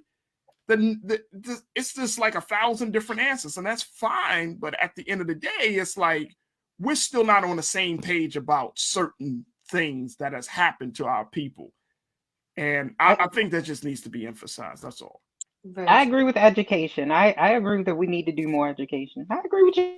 Juneteenth can be the start that we finally all get on the same page, at least for a holiday. I agree. Yeah. Like Kwanzaa, I see more Black people finally getting into the celebration of Kwanzaa. Now, I feel like that's a great celebration. You know what I mean? When you break down those principles and those things, like those are great celebration. But for this, it's like, it was a somber moment. You know what I mean? Like, look how long it took for us to even get an acknowledgement of that moment. They took to President Biden, and then look at what actually happened. It's like, it's a very somber moment. It's like, wow, man, some of our people were still left behind in that institution years after it was officially over. Right. And I don't know, like, it's just, Juneteenth rings different for me. It's not like 4th of July. It's not like any other holiday. It's like, man, that's a really sad situation. A great deal of people. Things here anyway, because say it again. We celebrate weird things here because the push was because Christopher Columbus had a day. We all know what Christopher Columbus then did. And so they were saying, if you can make that a federal holiday, why not Juneteenth? And this is what we got. What you get on Christopher Columbus Day, you get discounts, you get deals. And so maybe we made it less valuable by making it, you know, a federal holiday. I don't know, but this is what a lot of people were pushing for. Absolutely. Absolutely. Infamous Kiki, I guess Infamous Kiki, you in Texas, because she's saying that we have Juneteenth sales in Texas. Y'all killing me. We going to the parade on the 18th, and the club has Juneteenth bar crawl. Okay. Y'all killing me dead. Yes, that's what I'm telling you. Do your thing. Do your thing. Celebrate. The good people of Galveston, Texas over there. That's where we need to go, least. That's where we need to be at, least. That's where we need to be. So. With the Cowboys and the Juneteenth bar crawl? Why not? You know some white people going to be up in the bar. Look, I'm celebrating Juneteenth bar crawl. $2 shots of Henny. $2 shots of Hennessy. That's probably what's that's right. That's right. We deserve joy. I think black people deserve joy. Let's celebrate our people by getting out of our minds. All right. Get intoxicated. Woo! Oh, woo! All right. I guess that's it.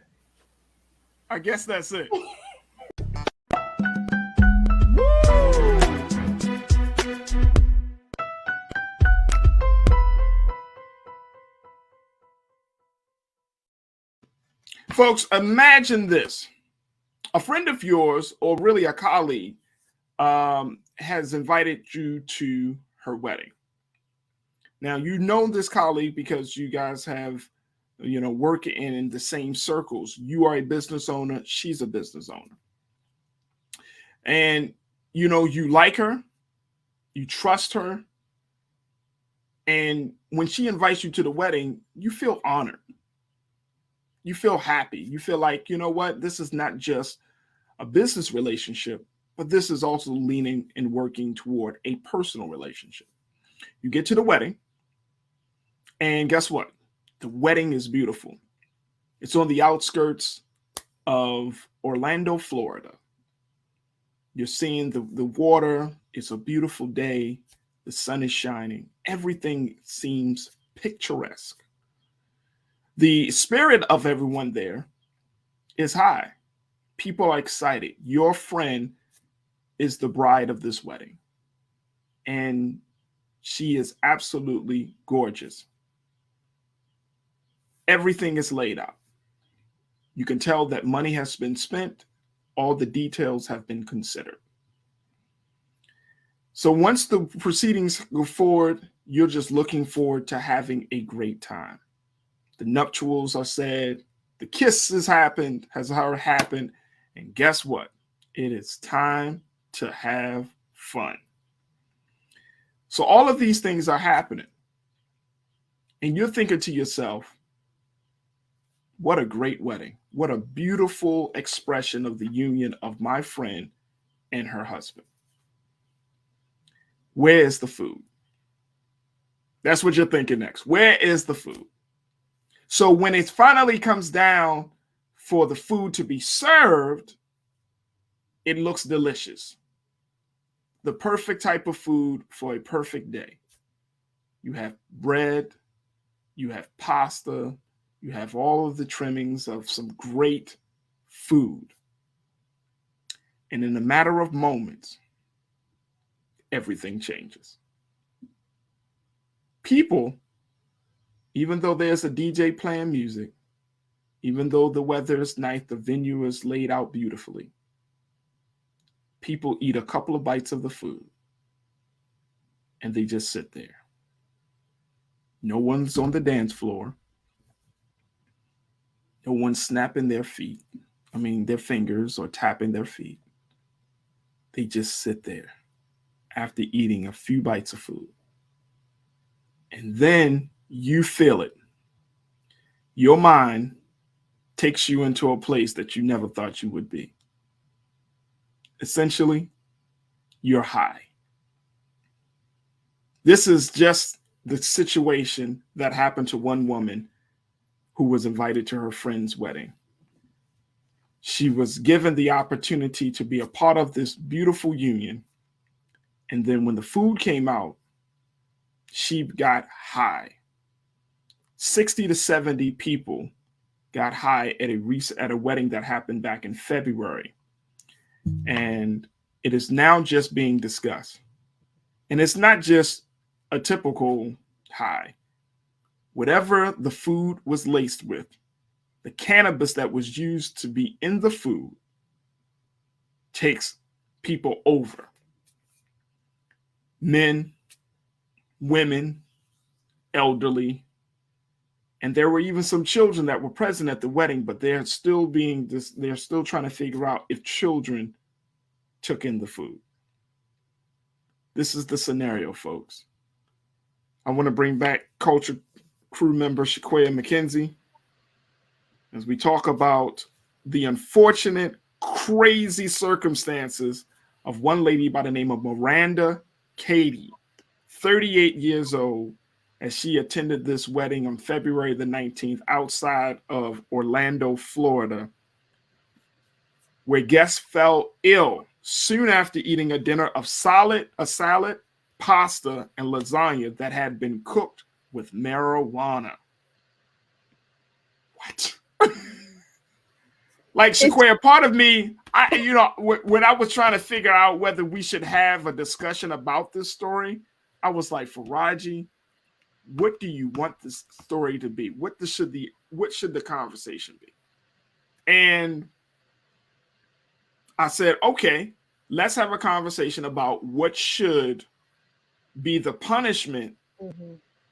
And can you, here's what I'm posing, folks. How do you trust after you've been violated like this? This is a woman, Miranda Katie. This is what she said about her experience of going to her friend's wedding. And her friend, and check this out, folks. The fact that the food was laced with marijuana, the bride knew. And she conspired with the caterer. All these folks at the wedding, this was the wedding of a white woman. And she conspired with the caterer, who was a black woman, to lace the food with marijuana.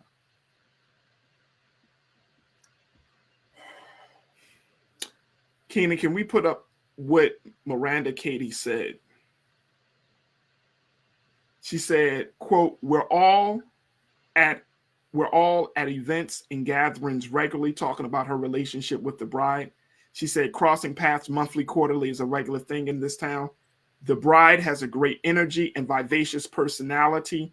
It was pretty traumatic, emotionally traumatic. She said, I'm the type of person to walk into a room and everyone's my friend. To be violated this way from someone you like and trust is really hurtful. I didn't have an option or say.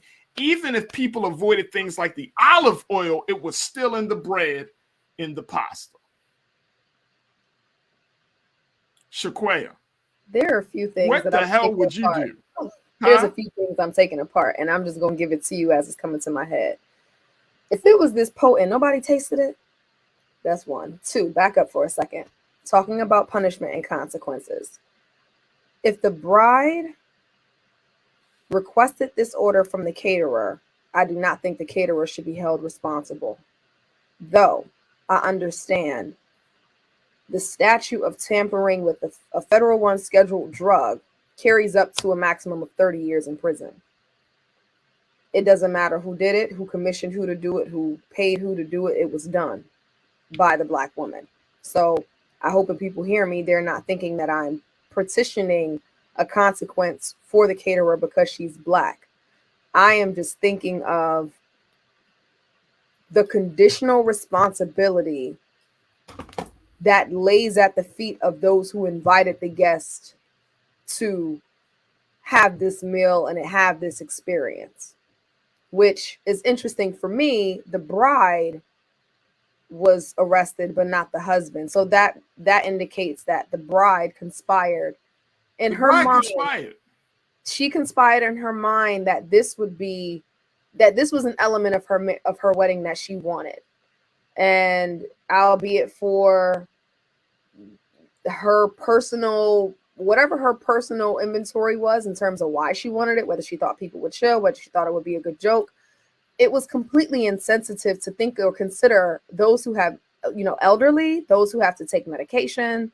Hopefully the children didn't digest the weed-laced food, but it's just unfortunate that something that otherwise, I think if you put it online, it's just a running joke because weed, in the sense that it's so culturally acceptable. Right. There's this idea that there's no big deal, but when you smoke weed versus when you ingest weed, and depending on the type of weed it is, it can be a very extreme experience. People, weed does alter your heart rate. There could be, depending on the strain of weed, there can be hallucinogens, certainly paranoia, and anxiety. And so, check this out, and Shaquaya, to that point, like, I think you hit the nail on the head, because that's one of the reasons why I was like, okay, how should we have this conversation? Because marijuana, cannabis, is so culturally acceptable right now. We've talked about that, right? We're literally talking about a substance that is being discussed to be legal in this country, which may be soon, right? But the fact of the matter is, I didn't see this story as a cannabis story as much as it is about trust and the violation of trust. Agreed. I think it is. You know what I'm saying? Yeah, like suppose it wasn't cannabis, but something much more severe. Could have been some sort of LSD. Right. You know what I'm saying? Or something more topically acceptable, like ibuprofen, but I still don't want someone crushing up ibuprofen in my food and giving it to me without telling me. Giving it to me, for one, without me knowing. Right. And then for two, I mean, you got 60 to 70 people at this wedding. Like I said, men, women, elderly, and children. You putting this, I mean, you cooking the lasagna, the salad got it. She said the olive oil every element, every part of the menu. No, it was a completely infused meal. Completely infused with cannabis. And it's like, what were this caterer and this bride, what the hell were you thinking? I question if the caterer asked if the guests would know. Presumably, if I'm a caterer and a bride commissions me to be the vendor for her wedding, and she specifically requests an infused meal, it is my assumption that she has the waived rights of her guests. It is incumbent upon me to check, but it is my assumption, right? Because it's such a bizarre request to make a meal for 70 people at a wedding for it to be infused. One, that's not cheap. And two, I would assume that there is agreement to this, or that it is okay. And it just is, it's just wrong. You know, on behalf of the guest, I'd like to assume it's okay for me to say they'll never be attending any of her events again if Right. she is not sent to prison. Right. Oh, she facing jail time. Definitely. But I think that it will invoke in them, you know, respectfully, paranoia and or skepticism about other large events they would attend, which is just not fair because it's trauma, you know. So and that's the other part about it. Like and I know some people might push back on this. Mm-hmm. Potlucks.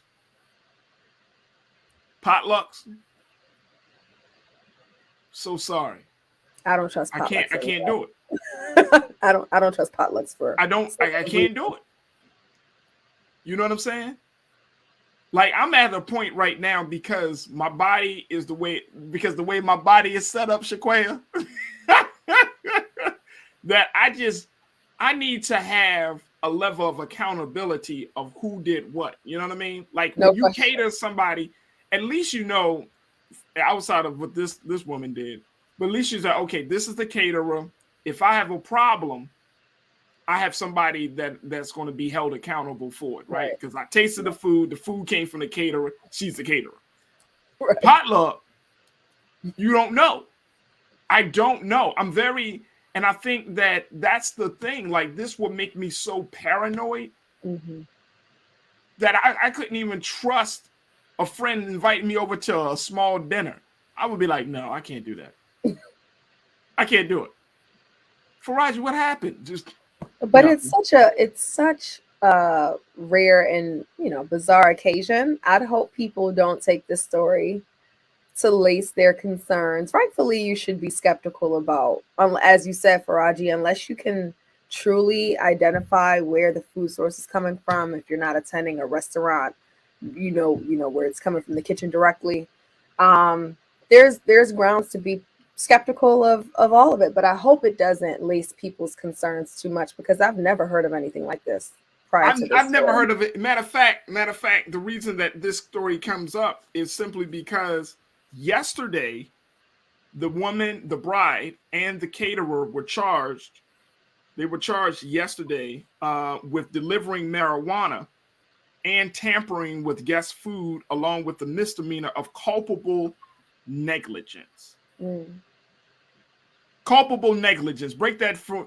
I want you to. I know what you know. I know you know what that term means, Shaquaya. So that means that they knew, right? You intentionally put people in harm's way and did not care to.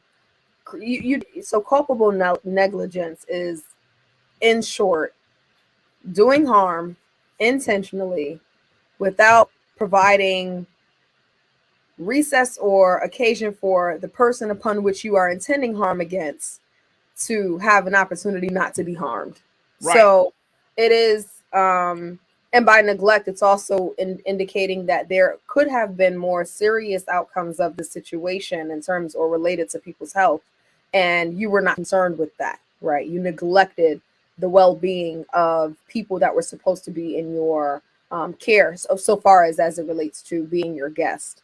And so, right. So okay. So you knew. Now, here's the thing: the tampering charge alone, according to the documents, is a felony with a maximum penalty of up to 30 years in prison for each woman.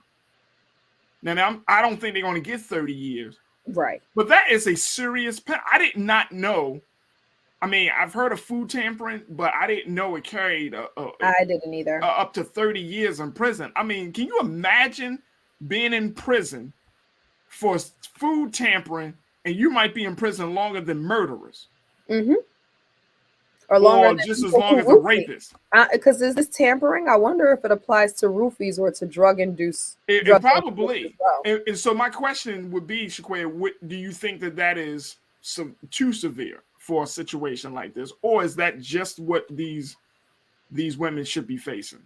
I think it's the sentence window, and the maximum of that is severe. I think that if neither one of them should have, especially if they don't have prior misdemeanors or felonies, they absolutely should not get 30 years in prison.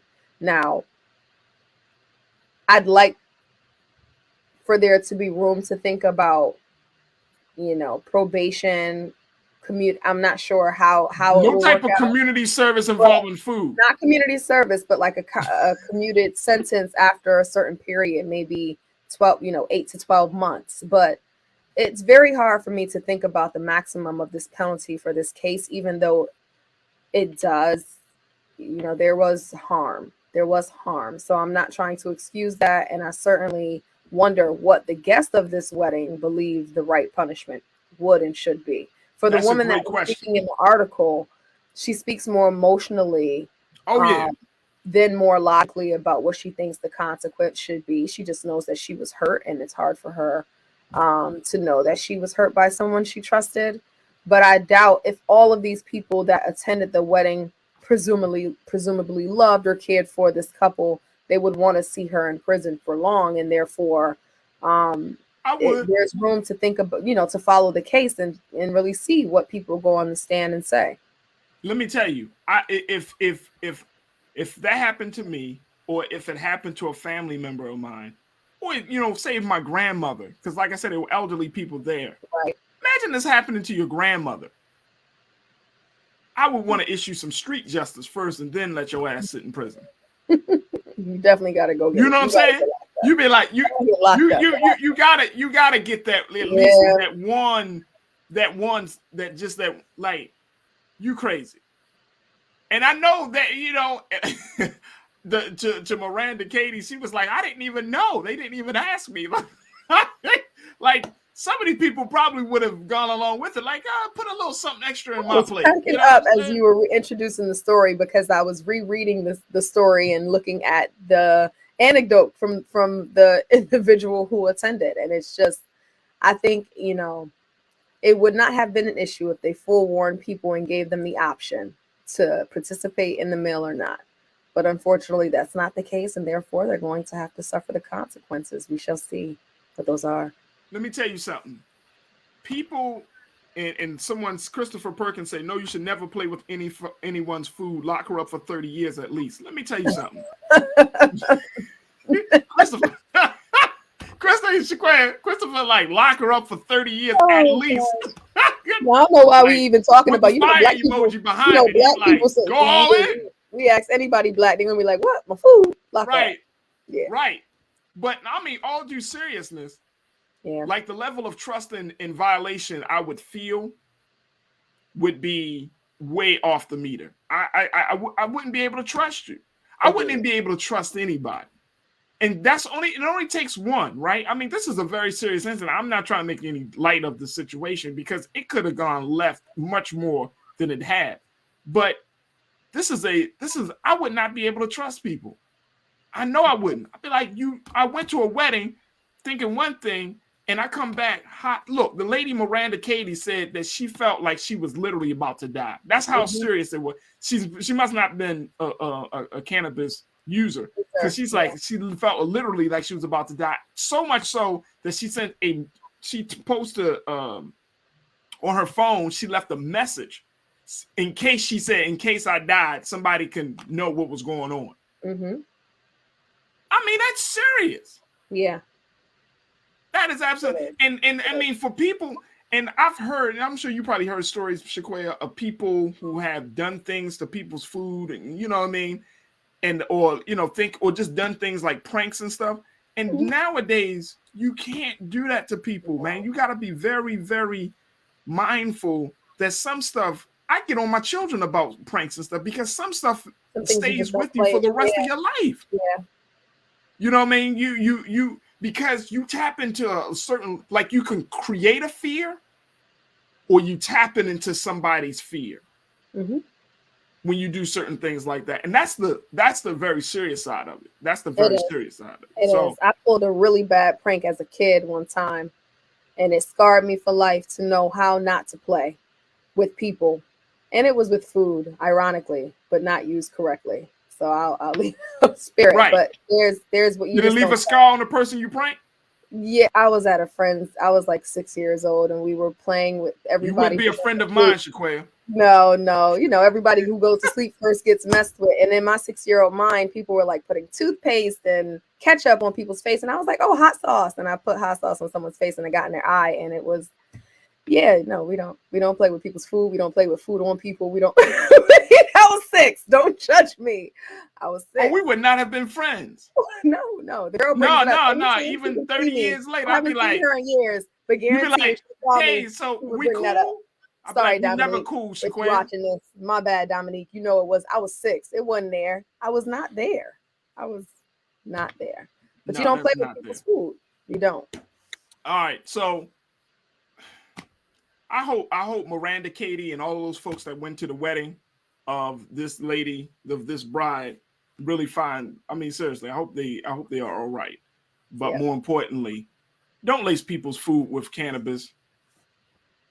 I think that should be I feel like that should be pretty obvious.